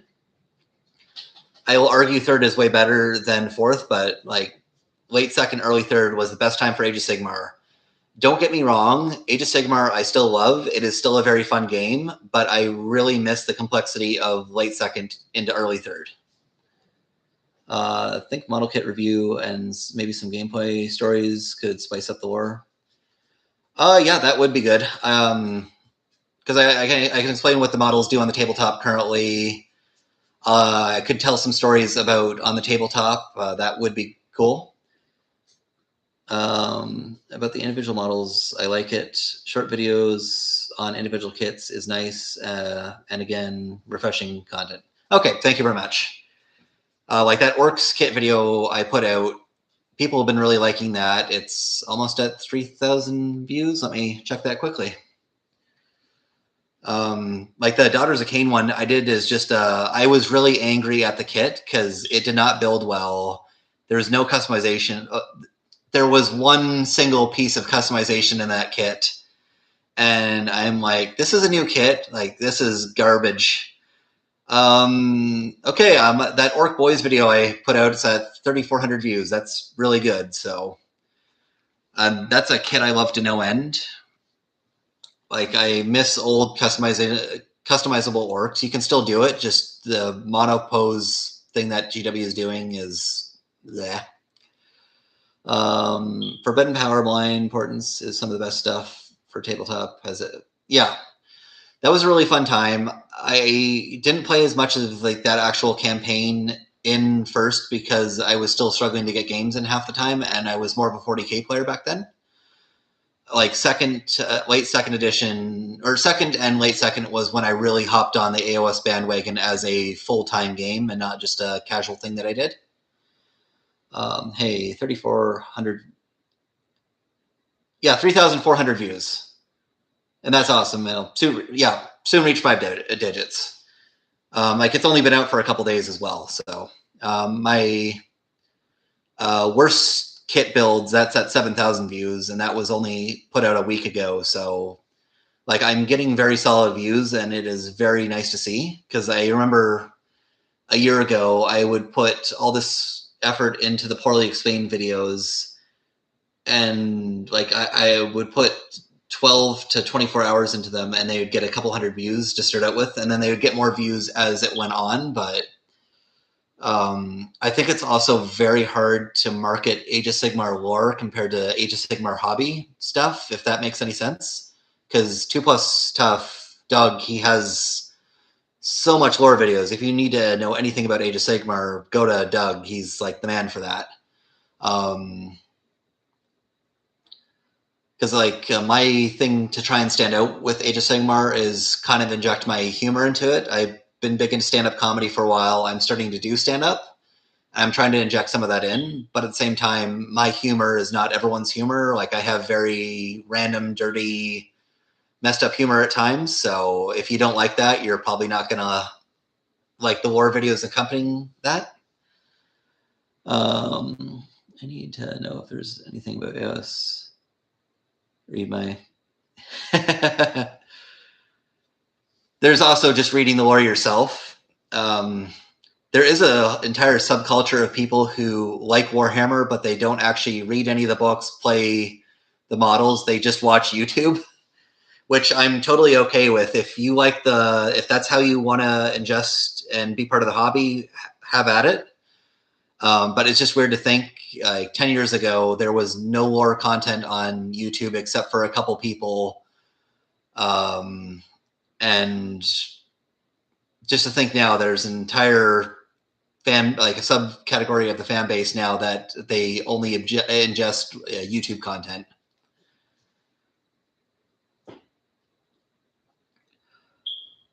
Okay. Yeah, let's do the arms or hands silver. Also, I'm talking a lot, not actually painting too many models, but I think that's better for you guys. You don't want to just have me silent. No. Oh.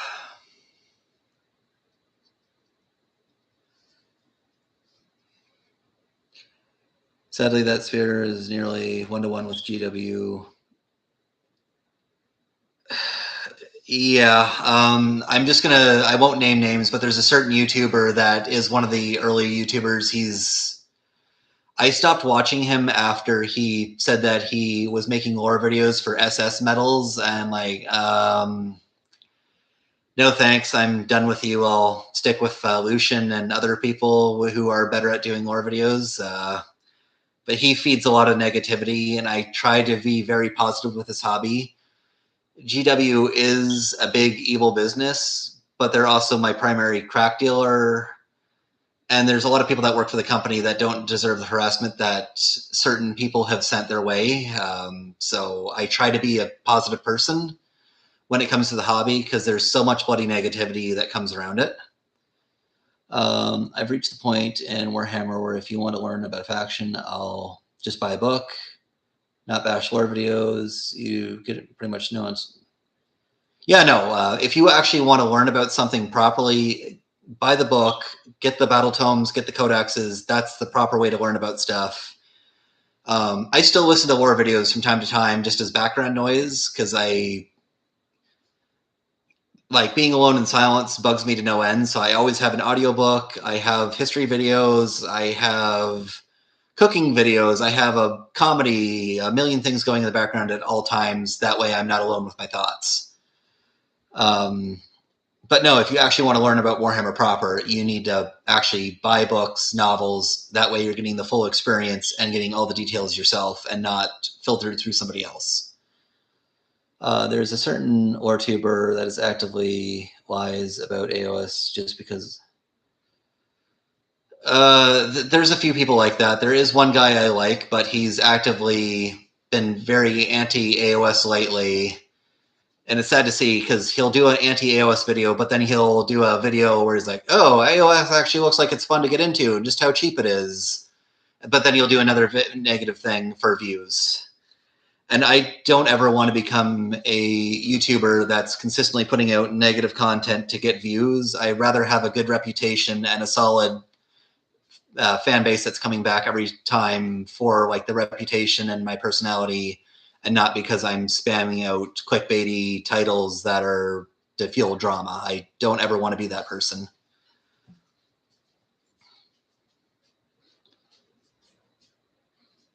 And yes, don't name names with the person. I have a good idea who you're talking about, and I have been a subscriber of I Think Them for a while, but them doing that type of content, it is sad to see because I prefer if they go back to doing their old type of videos. But the person I'm talking about is yeah,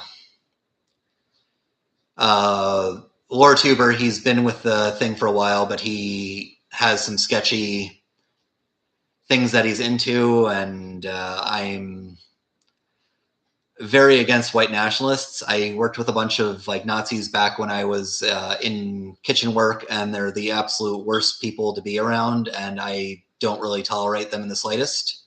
So, like, yeah, just keep white nationalism out of this bloody hobby.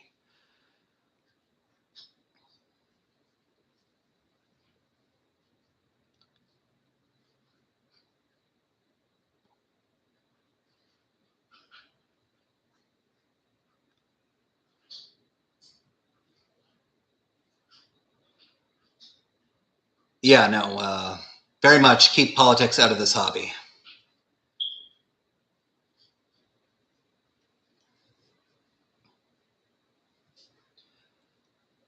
Actually, I had a coworker who was starting to get into Warhammer, and he found this one YouTuber, and he was a very political guy, and it's all he would talk about was this guy's lore videos and how he's good, and he doesn't like other people's lore videos for certain reasons, and he'd always try to push his political agenda on you. I'm like, dude, this is work. Please keep it to yourself. I don't care what you believe in, but please keep it to yourself. And we actually ended up having to get rid of him because he was trying to preach to customers about how they have the wrong political beliefs. And this was during COVID, and we had to let him go because he was actively trying to tell people they're wrong for doing certain things. And I'm like, dude, stop.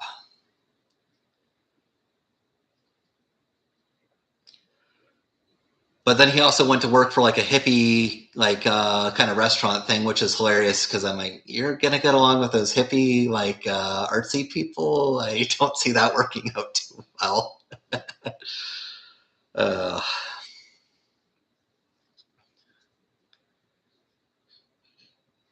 okay. Brainwatt is one of Nurgle's most varied blessings. Yes, it is. Oh,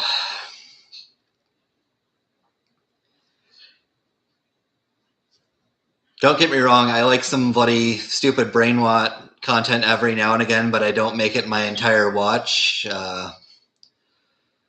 One of my teachers in high school, he was a history teacher, and he told me like the best advice is after you get done high school, keep reading, keep learning, keep your brain sharp. And I've kept doing that, and it's like good advice. Like a lot of people I went to high school with are my age. They're miserable. They're not happy with their life, and like I don't ever want to be that guy that stops learning and it's what he liked in high school is what he likes now, and that's what he's going to continue to like for the rest of his life.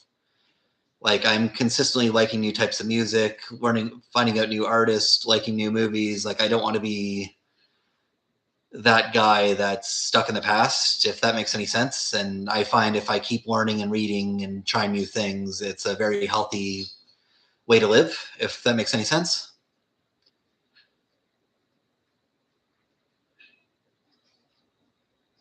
Yeah, okay. I think that's just about everything here. I think I'm also sick of painting this guy. It's a lot of detail and trim work I'm going to have to do, so I'm not going to do this on stream because I might get frustrated with at a certain point.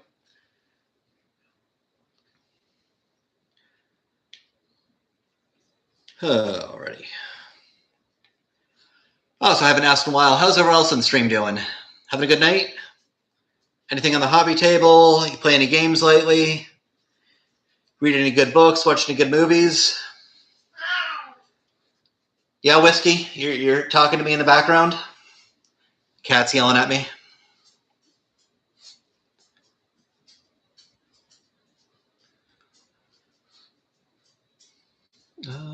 Painting 6K worth of Chaos Space Marines gave me Stockholm Syndrome. My first army in 40K was Chaos Space Marines, and I did the base colors. And I'm like, I'm going to get to the trim eventually. I'm going to get to the trim eventually. I'm going to get to the trim eventually. And 3 years later, I sell the army. I'm like, I'm not getting to the trim eventually. My painting project for this week is finishing 10 Mortec archers. Okay. That's relatively doable. Are you doing like the standard OBR paint thing that I see most people do is bone spray, a wash, and then you do the trim work, like the details, or are you doing something else? But not this night. I have a buzz.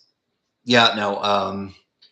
Get your buzz on. Enjoy your Saturday night. I'm a teetotaler myself, so I don't really do that anymore. Like, I'll be 6 years completely sober this August, like no alcohol in 6 years. And I've basically, since 2013, I've only drank once or twice a year since 2013 and completely sober since 2020. Paint bones and then the details. Okay, so very similar. My Soul Blight that I'm painting up, I did a bone spray for most of the bone soldiers, and then I'm just painting in the details, and then I'm going to do a wash and call it at that, because I have 120 skeletons between Barrel Guard and Death Rattle skeletons to paint, and then I also have 80 zombies to paint as well, and that's going to be a hair-pulling experience. It's the hair treatments I'm doing to keep all this. It's going to go all the waste when I get to those zombies. Okay, what do I want to paint next? Also, this new shrine. Have you tried technical paints for basing? Just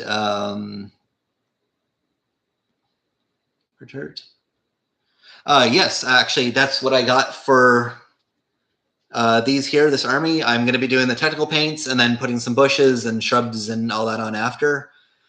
I will fully admit I'm a very casual painter still. My base game is garbage compared to what a lot of people on YouTube would deem like my Kragnos model that I shared. I painted that model up in about 5 hours. That was my breakup model when I was getting out in an abusive relationship. Like I had my head split open by my ex. So after I got out of that relationship, I bought Kragnos, I put them together and painted them as like a de-stressing therapy day. And people were commenting that I got technical paints on the side of the base. And I'm going to go over with black eventually. I just don't ever really use Kragnos that much, but apparently you're not supposed to paint the base. So I'm going to paint the side of the base black and then put the technical paints on top and some shrubs. And I like that. I don't mind the look of that. Some people prefer to go all out with their bases. I don't have the time or patience to do that. And back to my original point. This is the new shrine. I love the look of this. I was originally complaining about it, like, oh, another shrine. This is just what this army needs. But it's so much bigger, and this actually feels like a sturdy model compared to this. What else are you trying? Good on you for being sober, by the way. Thank you very much. I have a long history of, I'm half French, half English. My English family, it's a long history of alcoholism. So me and my mom both don't drink at this point. And we're just trying to stay with that because most of the men in my family dropped dead at like 60 to 65 and the women lived to be 110. So I want to be the first guy in my family to outlive his mother in several generations. So I don't do drugs, don't don't do drugs, don't smoke, don't drink, and all that. And the thing I need to kick is caffeine and junk food. So I'm trying to get at that. That's a lot harder than all the other stuff. Let that shrine. I am going to let that shrine. I think I'm going to start painting this. I just got to visualize it in my head. Okay. I'm thinking I'm going to do some darker gray and then dry brush some white on there after. And the actual thing itself, I'm debating, what do you guys think? Metallics or do more gray with some white dry brushing? So it's kind of a marble thing. And then I'm going to do this kind of dark metal. I'm going to have the blood boiling and some smoke coming out. And I'm going to do this in like a... yeah, this is really hard to like... This is something I actually spent money on and didn't trade or get as a gift. So I'm like, oh, I really got to think about this. I paid actual Canadian Monopoly money for this. What if you do white stairs, stain? Yeah, that could work as well. Let's see what I got for whites at the painting station. So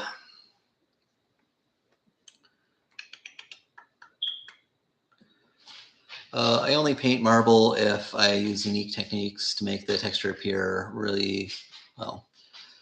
Yeah. So I've gotten more comfortable with dry brushing. Instead of spending money on dry brushes, I went to the dollar store and got makeup brushes. And these things last so much longer than the GW dry brushes. And they're so much cheaper. It's like $2 for this makeup brush thing compared to $8 or $9 for a GW dry brush. So pro tip, if you want to save money on dry brushes, get this. So the marble, I'm thinking if I do a dark, like not a darker gray, but like a medium dark gray, and then slowly put stuff on top of that, I think that'll look good. And this is a technical paint, Blood for the Blood God. I really like this. I know a lot of professional painters don't like it, but it's my models and it makes me happy, so screw them. I might put some of that here and there.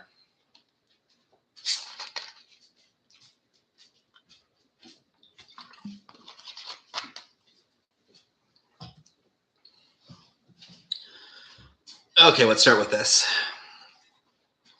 So,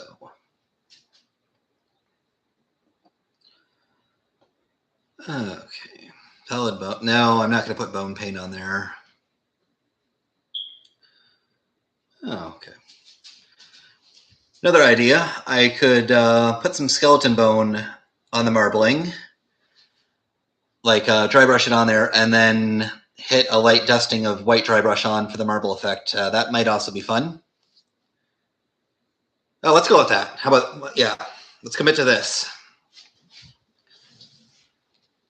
Okay.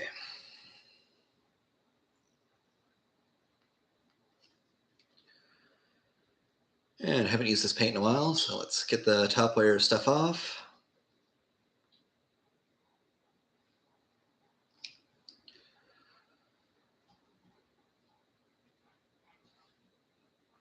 Also, which paints do you guys use? I do use a mix of Vallejo, Army Painter, and GW paints. You'll see me using a lot of speed paints lately. I've been preferring those over the GW contrast paints, but I do use both. I've just been using a lot of Army Painter today, as you've been seeing.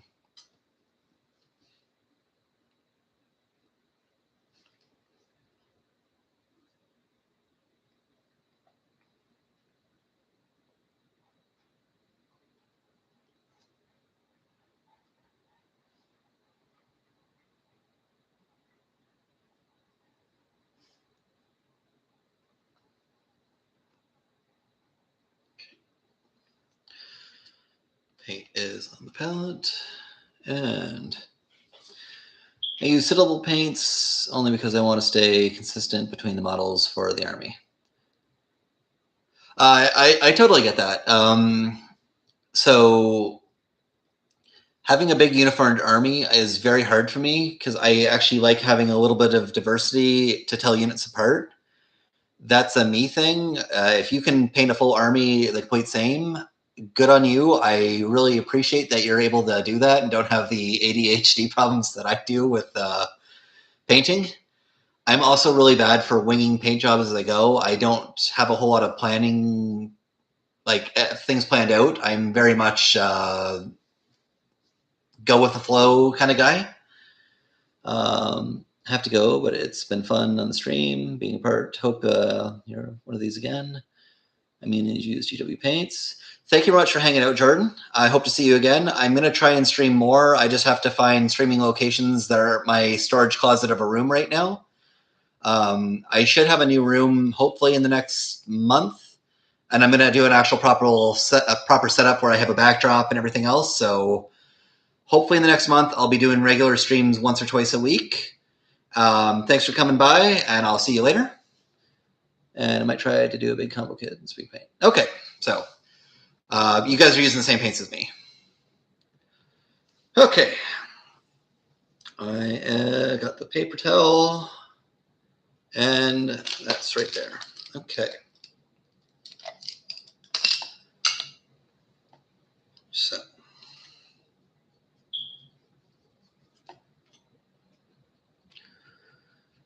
We will do a thicker layer of skeleton bone for the pillars, and then do some white over it.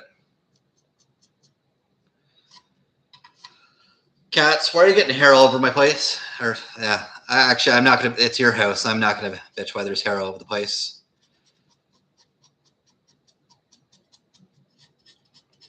Okay.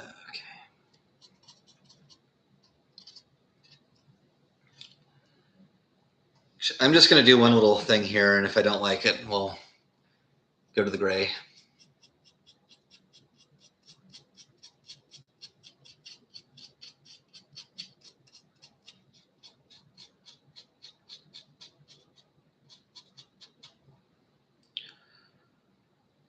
Alrighty.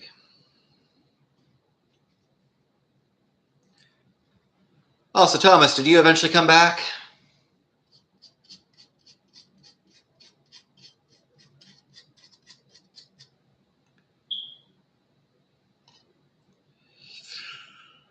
Am I gonna? Yeah.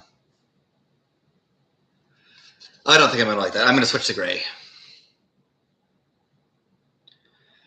We'll just stop now before I get too far.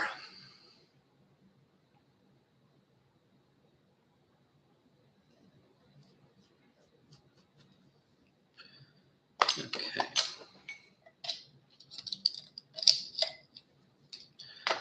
I'll also switch to a bigger brush so I don't take forever.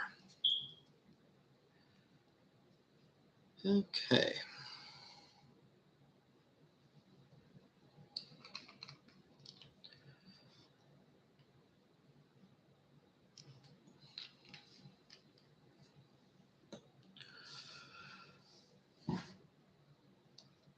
Also, quick question. I'm going to resubscribe to Crave pretty soon. How did everyone here enjoy Night of the Seven Kingdoms? I've heard so many good things about it, and I'm trying to avoid clips of it.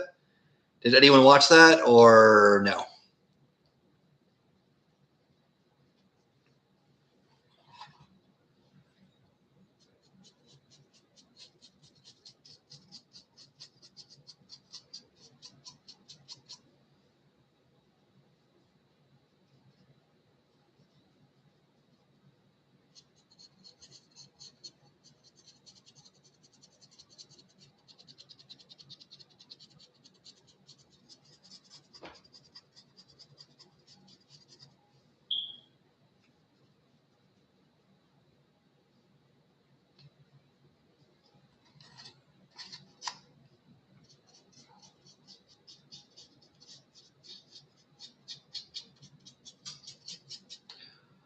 I watched it as someone who isn't really interested in this one.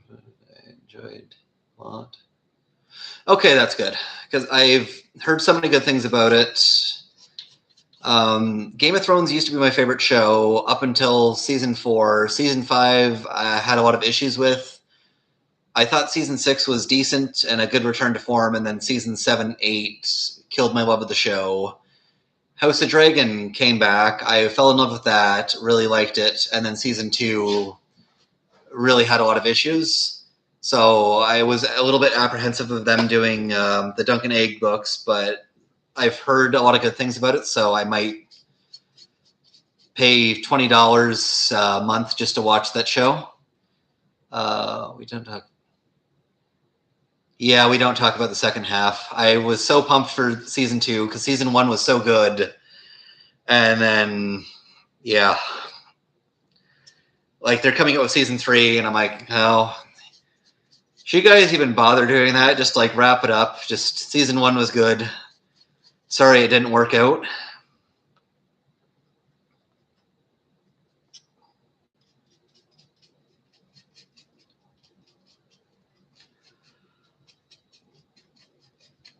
I also have a big issue. I don't know if anyone else has this issue. Is TV shows. I have a really hard time watching older TV shows that have all the seasons out and the episodes. Is I'll start watching a show, I'll binge it, and then at a certain point I get bored of watching it, so I then take a little break, and then I forget what happened, so I then have to go back and rewatch stuff. And going through longer seasons of TV, it takes a while.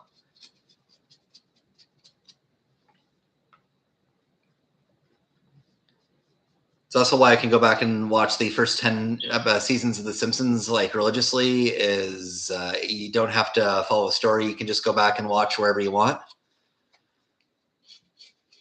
Um, my most recent watch was I just rewatched all of Undergrads. I don't know if you've ever watched that show. It was a MTV production that got canceled after one season, and then it came up to Canada. They switched a few of the voices around for like Rocco, and the show played on Teletoon every bloody weeknight for like 13 or 14 years. It was the same 13 episodes. It was that well loved that the show just stayed on air for like 13 years, one season.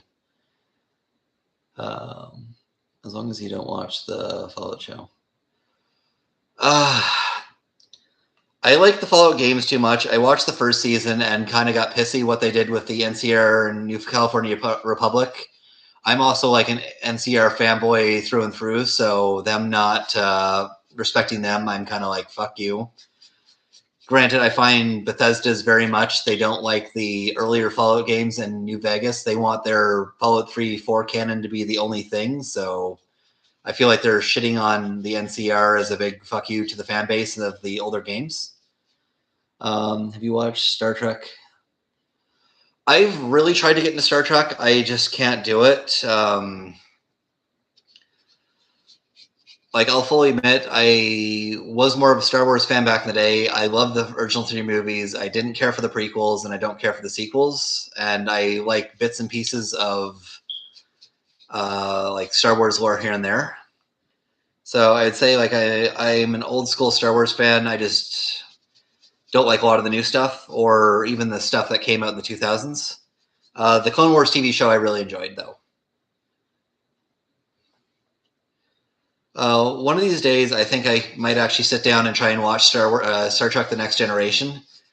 I've been told the first season is a bit of a slog to get through, but the rest of the series is really good. Is that true or is that false?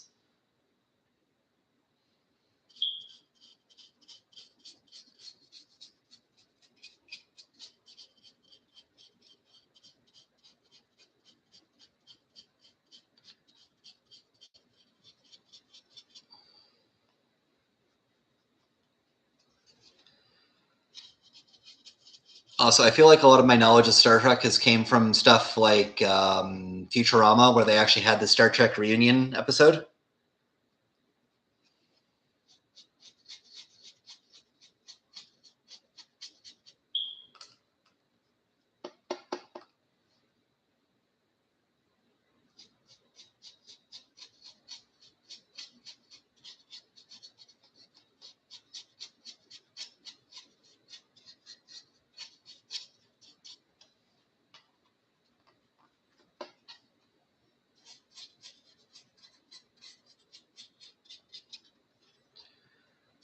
Okay. Okay, so can't really say it right now. I think I'm making a better decision going with gray over the pallid bone. Once the pallid bone was kind of on there, it's kind of looking a little bit pissy yellow, like an old Super Nintendo that was kept out in the sun or kept in a person who smokes house. So let's just go with the gray.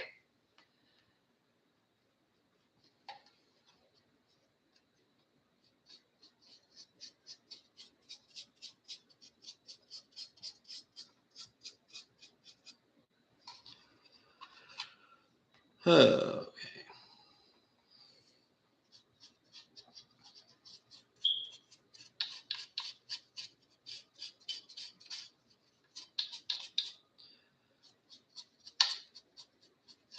Oh, so I don't drink. You mentioned you're getting a bit of a buzz on. What are you drinking tonight? Wine guy, cooler guy, beer guy?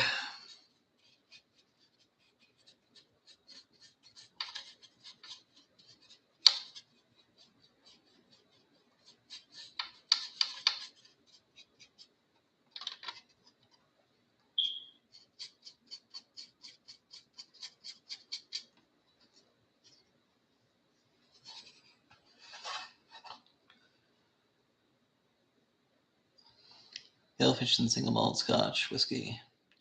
Okay, very nice.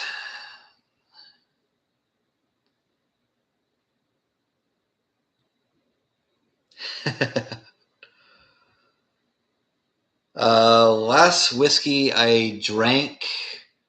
This is going to sound really bad. It was. I used to be a big UFC fan. I've kind of fallen out of love with UFC in the last couple of years. They were heavily promoting Conor McGregor's whiskey. It was really bad, but then I learned that they didn't properly age it at all. Like it was aged in a barrel for like a cup of coffee, and they brought it out and bottled it.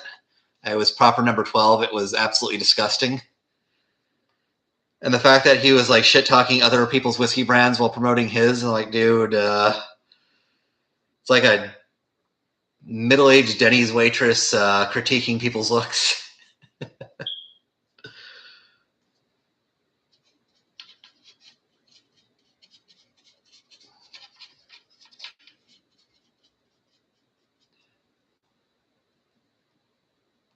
Also, have you ever had proper 12 or proper number 12 or whatever it's called?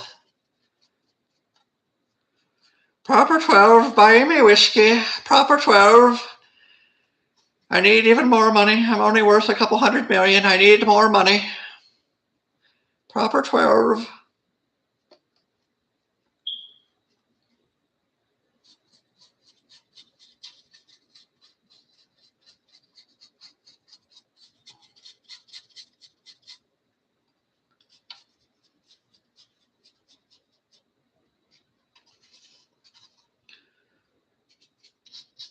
Okay.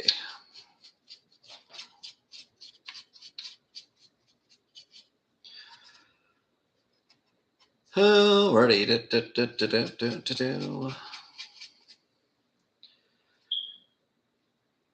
Oh, so I have a game tonight. I think I might pack the stuff up I'm painting and play with Daughters of Khaine tonight instead of going back to my house and getting my character drawn.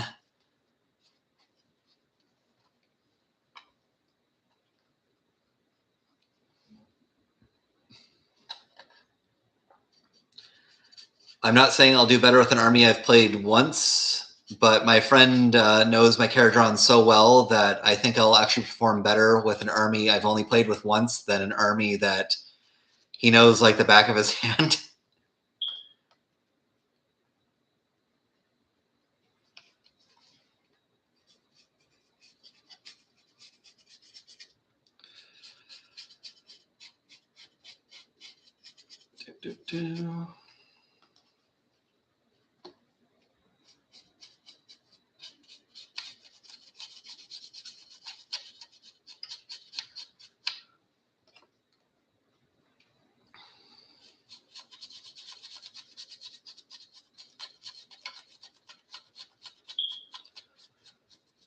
Oh, does anyone else have anything else going on? Does anyone have any questions to ask me? It doesn't have to be Warhammer related.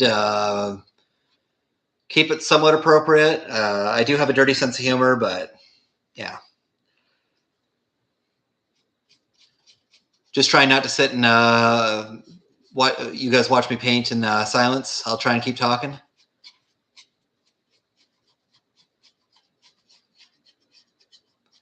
One person left as soon as I asked that. They're like, "Oh no, he's trying to get me to talk. I'm gonna get the fuck out of here."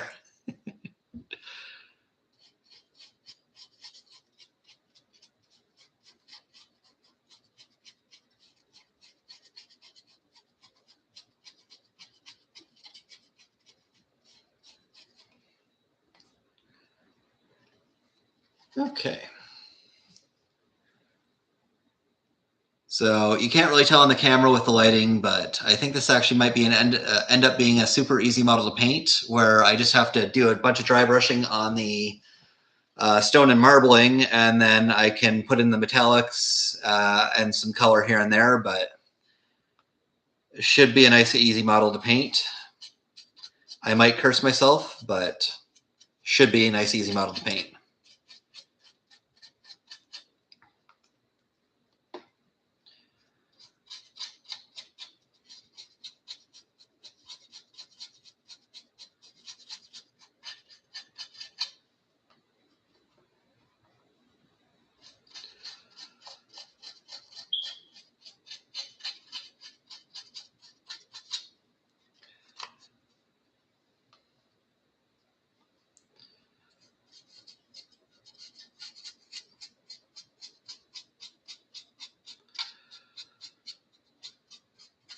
Okay. Also, has anyone here seen the custom Hamilcar cartoonish character I got printed up or painted up by my friend? My goal is eventually, if I'm actually making a good amount of money from YouTube, I want to start trying to commission both serious Age of Sigmar art, because a few WarTubers do that, / have more cartoony stuff. Sell the Hamilcar. Look neat. Yeah. That's for a video I'm doing. It's more of a jokey video. It's only going to be a minute or two. I'm going to do more in the future if it goes over well, but it's Chuck Norris facts, but Hamilcar Bear Eater facts. So I've done up a page and a half of those. Those are actually harder to come up with than I thought, trying to do more war-friendly stuff. Oh, you actually did some Callus art? That's awesome. That is my big complaint about Age of Sigmar compared to 40K is the Age of Sigmar has a lot of good art, but we need more good art. And the fact that like I was doing my like Age of Sigmar, my Stormcast video, and looking for art for some of the Storm hosts was abysmal. Like, here's a chapter coloring, and here's like a character, and that's it for the faction. And I'm like, GW, this is your poster. This is your poster child, like poster boy faction, and I'm struggling to find art for like your baseline Storm hosts. Like, this isn't even like obscure ones. This is supposed to be the ones that actually have books and lore, and there's barely anything on them.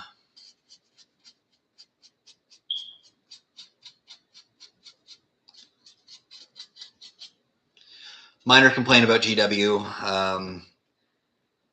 So to remedy that, if I ever have a decent amount of money coming in, I'm going to start commissioning more art for the setting.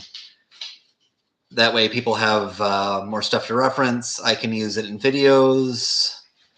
If people want to make videos of their own on Age of Sigmar, I would be happy to totally like have at our user. I don't care. I want the art getting out there.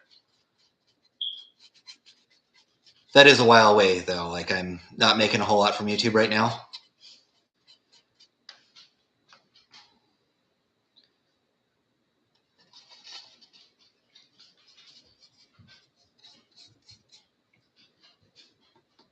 That being said, it is spring again, so I'm doing gardening. I'm doing some outdoor yard work. Handyman stuff's gotten a lot better in the last month, so. I also apologize for saying so much. It's a verbal tick that I need to get over. I'm going to be taking comedy courses and speech courses very soon, so I'm hoping to get over that.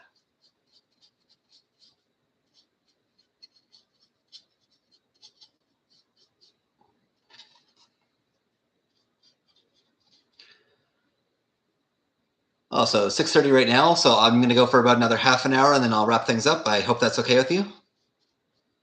The OBR work is a catacomb made of teeth, so I want to see the bone. That would be a really cool piece of artwork to do. Is there any OBR artwork of them like in a village actively collecting their toll?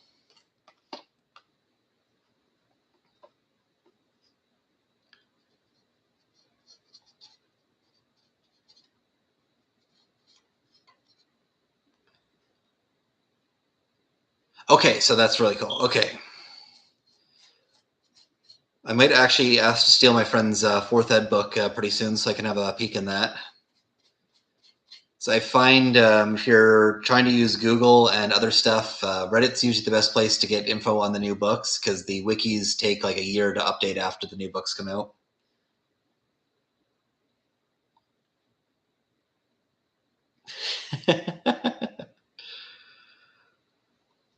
uh,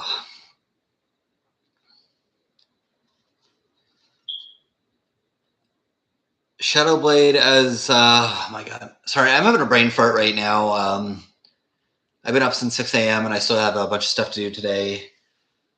Shadowblade as I'm thinking of Daughters of Khaine for a second because of Malineth Witchblade, although that's not Shadowblade.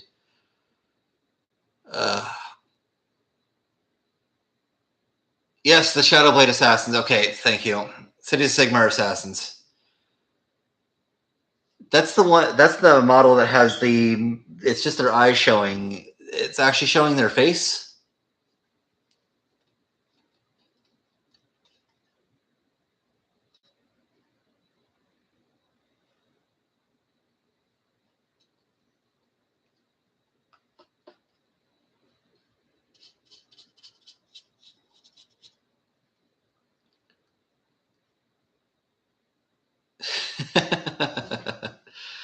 Okay, so they have a goofy looking face, but it's through their like balaclava or mask or. Okay, I'm tempted to find this art now.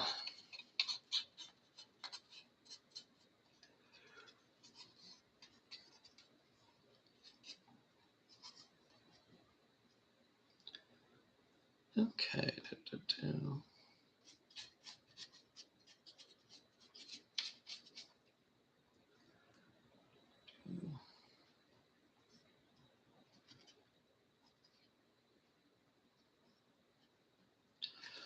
Okay, let me show the eyes. Okay, so it's like so I'm been doing better than I normally do. I have a really bad tendency of making stupid faces all the time. Like yeah, when COVID happened, I actually liked the masks because of all the dumb faces I make. But sometimes you could actually see me making a dumb face through the mask. Is it exactly like that? Like they have the mask on, but they're still making a very dumb face through the mask.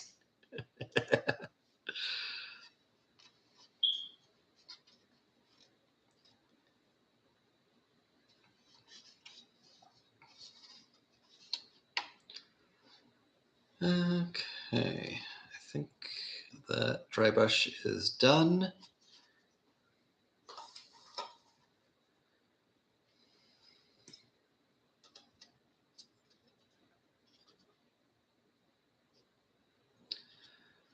Okay, I think this is going to be all metal because this is actually a wagon and it's not a shrine. It's a portable kind of, yeah, if YouTube allowed pictures, I would have shown it.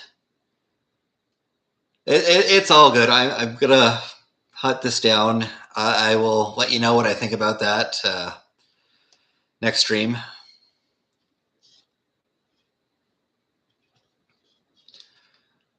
Okay, this is a lot of attacks. I don't want to do that right now.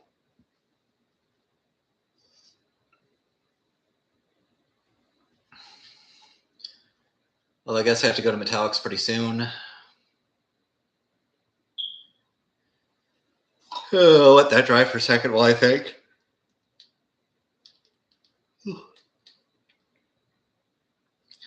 I don't know what I was thinking, trying to do a 24-hour painting session all in one time. I would be brain dead by the end of that.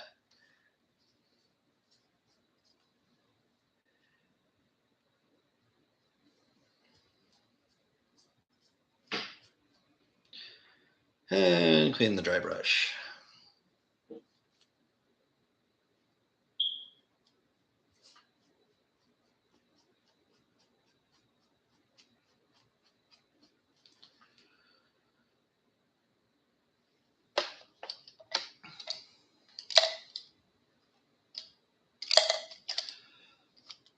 Oh, sorry. You looking forward to the new Cities of Sigmar book coming out very soon, hopefully?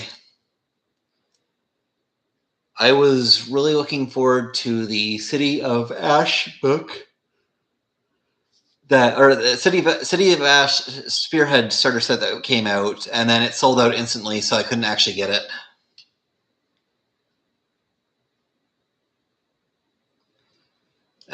So Cities of Ash, I'm hoping to get the new units. I'm hoping they do a reprint so I can get a thing and they screw over the scalpers, because that box was bought up so fast and the secondhand market's ridiculous right now.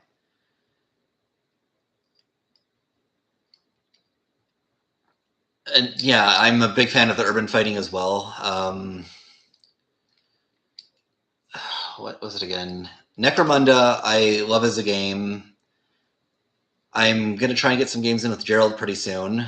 And also, next stream I might just build. He gave me some models to build. I'm going to try and put those together.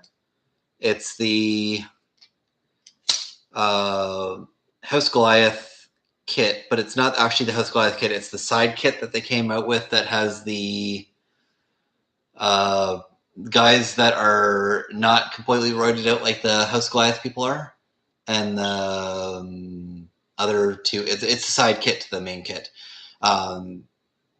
Back to the main topic: City of Sigmar, City of Ash. I really want to get. I have a House Orlok as well. When Necromunda came out, the initial release before everything got super expensive for that thing, when it was GW doing the main series, I have House Eshin or Skaven confuses me with that. It's House Eshin is Skaven and House Escher is the all female. I have House Orlok, Goliath, Vansar, Kador.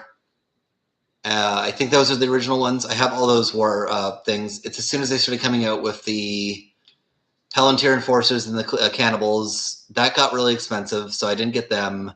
I was going to get back in with the Ash Wastes, and then that box was $400 Canadian. I'm like, I am not paying $400 Canadian for 2 armies, some terrain, and a couple vehicles. That's ridiculous. So I stopped buying new Necromunda stuff because it just got too expensive, because it was all Forge World branded stuff now.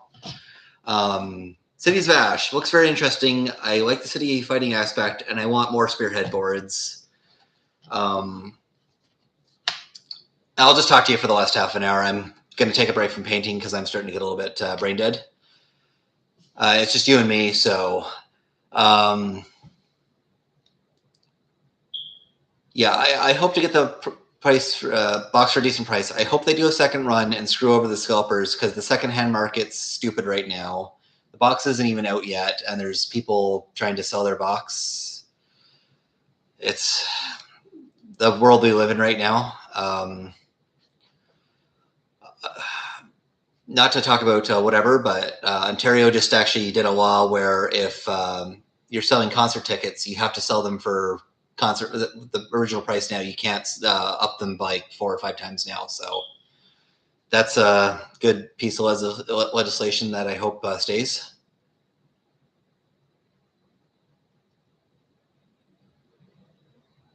Yes, I remember Indominus. I got my box because my store got 5 kits in, and I got one of the kits.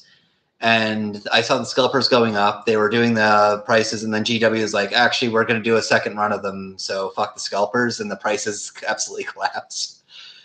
It was like one of the times I actually root for GW. I'm like, good for them. I'm hoping they do a second thing of Cities of Ash, and it's not becomes the Cursed City, because Cursed City was a whole debacle. I wanted that box, and then they did such a limited run, and I never ended up getting it because the one store in our town that has it had it. They were selling it for like $450 when it was like a $200 box, and I'm like, I'm not paying double for the bloody box. So Cities of Ash, I'm looking forward to. I want more Spearhead stuff. I'm hoping GW keeps up with Spearhead, because it's amazing that they've gotten like a game where you just buy a starter set and it's caught on in such a way, and it has a vibrant community. I got Cursed City only because someone bought two by accident. Okay, so how did you enjoy the Cursed City game? Was it fun, or did you just want the Soulblight models and the extra stuff in it for proxies?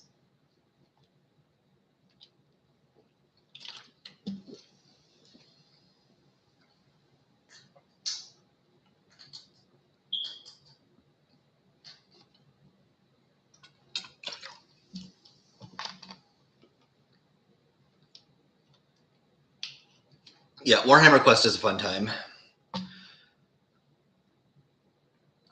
I enjoy Silver Tower too. Yeah, my friend had Silver Tower back in the day. I did one small campaign with him. It was a ton of fun, and then I just never saw. You know those friends you have at a game store that you talk with all the time? They don't have social media, but they're there all the time, and then just one day they're just not there. That was that friend. I did buy the one expansion because it had a Fire Slayer hero, it had a Lizardman hero, and it had a Dark Elf hero that I could use for Cities of Sigmar. So I bought that up, and I gave my one friend the Slave to Darkness, old derpy sorcerer with the. He has the horns and he has like the O face. He's derpy old guy. Back with the Spearhead, I had an idea because I'm spitballing ideas for YouTube right now, and I need to get better at filming like actual content with me, because I want to do Age of Sigmar content, but in the future I do want to do a second channel where I'm branching out and doing content on other stuff. And I had an idea. It's ripping off Jerry Seinfeld's Comedian Cars Getting Coffee, but I was going to do comedians in clubs playing Spearhead. I then realized how much of a pain in the ass that would be to teach a comedian how to play Spearhead, because even though it's a basic game, there's a lot that goes into actually teaching someone how to play it well. So that's kind of a no-go for a show. But then I realized I have a bunch of spare models. Like I have a bunch of Stormcast, like just the donation sprues that they give out to people for free. I have a bunch of those. I could totally get some of my comedian friends to try and paint those up over an hour interview, and I think that would be a cool idea for a show, is interviewing someone while painting up Warhammer.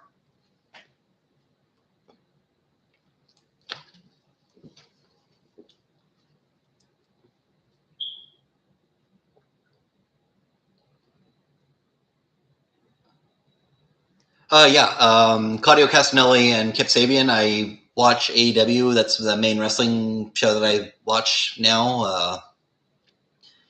I kind of fell out of love with WWE because they had a period in the late 2010s where the product was not that good. There was a few highlights. Then they have a bunch of stuff, and they've now merged with TKO, and there's that whole debacle, so I've just kind of stopped watching the product. But those two wrestlers did that. I wish they would have done more of that. But yeah, I've always wanted to do like video production and stuff like that since I was a teenager, and I just never got into it because work always came first. So now that I'm 33, I'm trying to do some more of my stuff I'm passionate about and wanted to do for a while. And like I started doing stand-up comedy, which took a lot of guts to do because it was always, oh, I'm too scared. I'm too scared. I'm too scared. And then last November I said, fuck it, and went up. I got some laughs, so I'm continuing to do it. Plus, after you bomb once or twice, bombing is no big deal. It's like, oh, they just didn't find me funny. No big deal. You just have to get through that one or two times hurdling, and not doing well in front of people, and that bad feeling just doesn't exist after.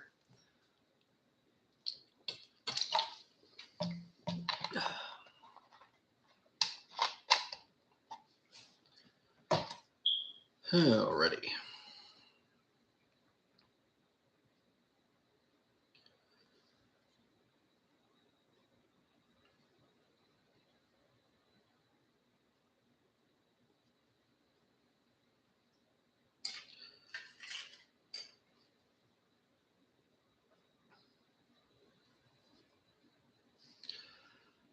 Actually, I might paint the teeth on this guy. Let's paint the teeth on this guy.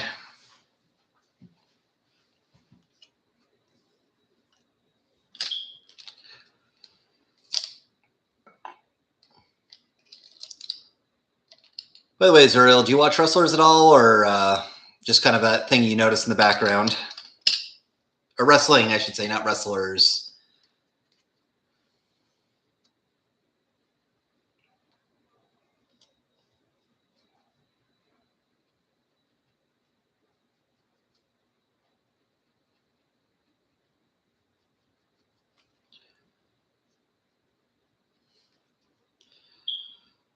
Wrestling, yeah, okay, got a few buddies.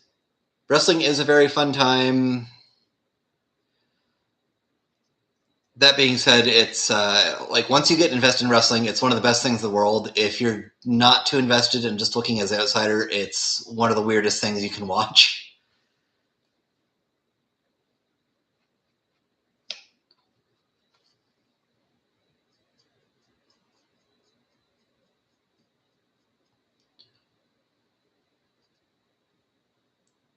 Okay, yeah, Roman Reigns.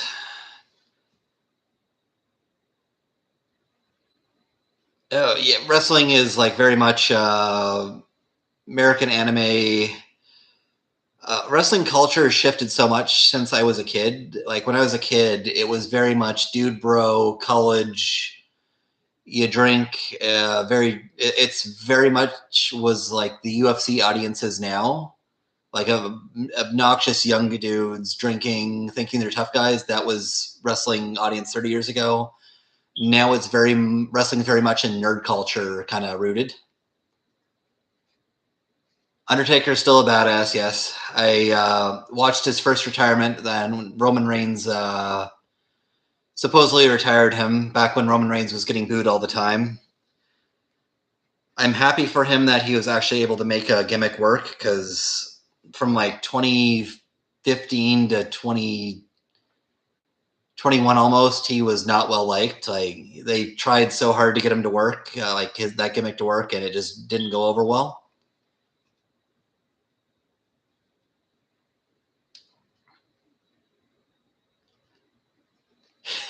One day the Shockmaster will return. That was a bit young for me. That happened in early 90s, but like that's such a meme at this point. If you watch any wrestling top 10s on YouTube, it's like most awkward or most thing or worst botched. Shockmaster is always near the top.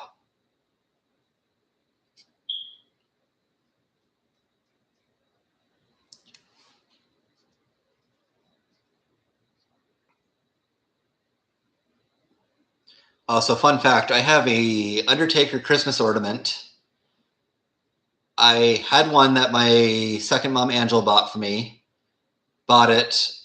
It got left on my ex's Christmas tree because that whole debacle happened right around Christmas. I forgot it at the house when I moved away, so she had to buy me another one. It's down in the States with my now ex-wife. We're still on good terms with the breakup, but I have to go get that Undertaker thing because if we weren't on good terms, I would have lost 2 Undertaker Christmas ornaments to exes. Any gimmick can work if done right. I do believe that. It does take a good performer to do. Like my favorite wrestler is Kenny Omega, a Canadian guy. He's one of the best wrestlers skill-wise in the ring. Sadly, he's winding down his career. I've been with him since 2016. He got me into New Japan back then. if you ever want to watch some really good wrestling matches, find the Kenny Omega versus Kazuchika Okada matches from New Japan. They put on 4 of the best wrestling matches of all time. They're so good. They're also all like hour-long watches, though, so be prepared to go on like an epic saga of a Canadian man and a Japanese man absolutely killing each other in the ring.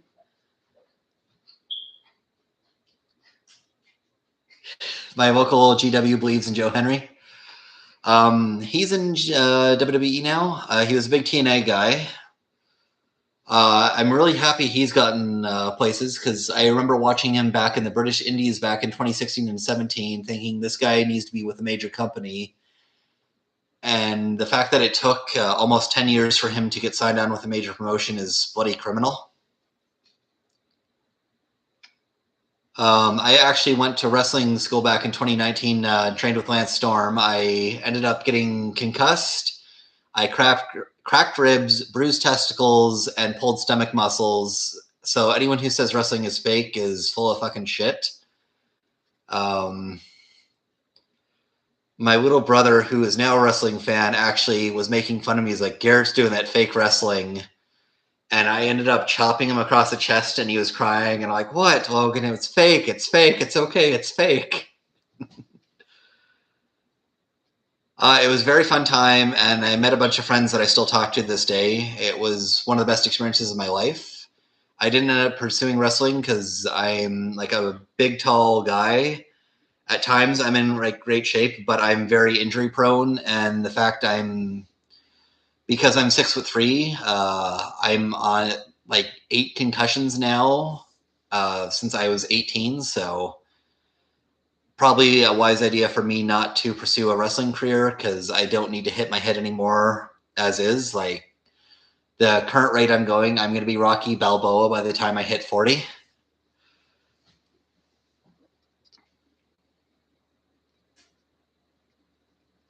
Okay.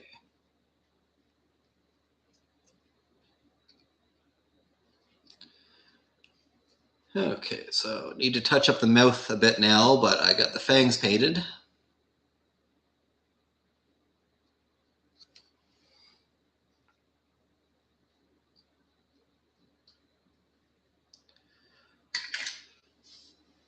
Plus, it's also a good story saying I went to do wrestling with Lance Storm. Warhammer is very much like wrestling. My second mom actually just pointed this out because I was talking about like people doing up their armies and they have like paint gimmicks and all that. And she's like, oh, is there any Warhammer armies that are like wrestling? I'm like, yes, there is. The Sons of Behemoth, their 3rd edition book actually had wrestling moves as their monstrous actions. So I think there was like a suplex and a body slam you could do.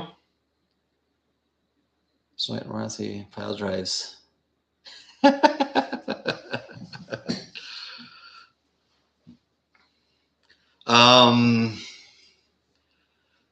Marathi actually has a new rule in the new book. Is she wraps around with her snake tail and something and can crush something to death or prevent it from doing something. So you could say Marathi's putting someone in the sleeper hold with her new ability.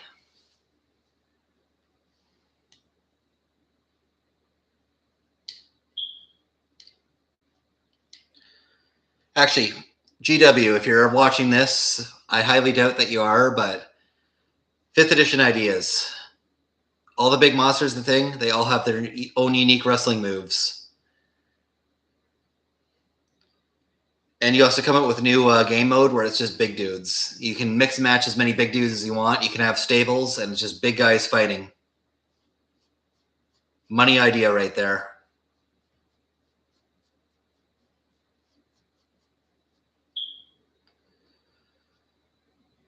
Okay, so I'm going to be wrapping things up in the next few minutes. Is there any more things you want to talk about or questions to ask before I wrap things up? Also, I'll write that down or remind me on a comment on the next video because I have to cook dinner quickly and then I got to get packed up and cleaned up and head over to my friends. If you can remember, put that in a comment on one of my videos saying, talk about your wrestling idea for 5th edition. I'll try and do a full video on that.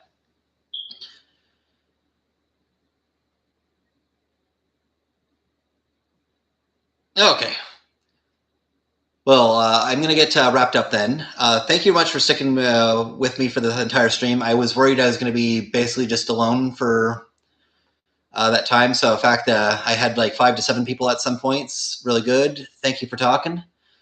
I will see you guys later. I should have a video out in the next couple days. And yeah, thank you for joining me for my first stream.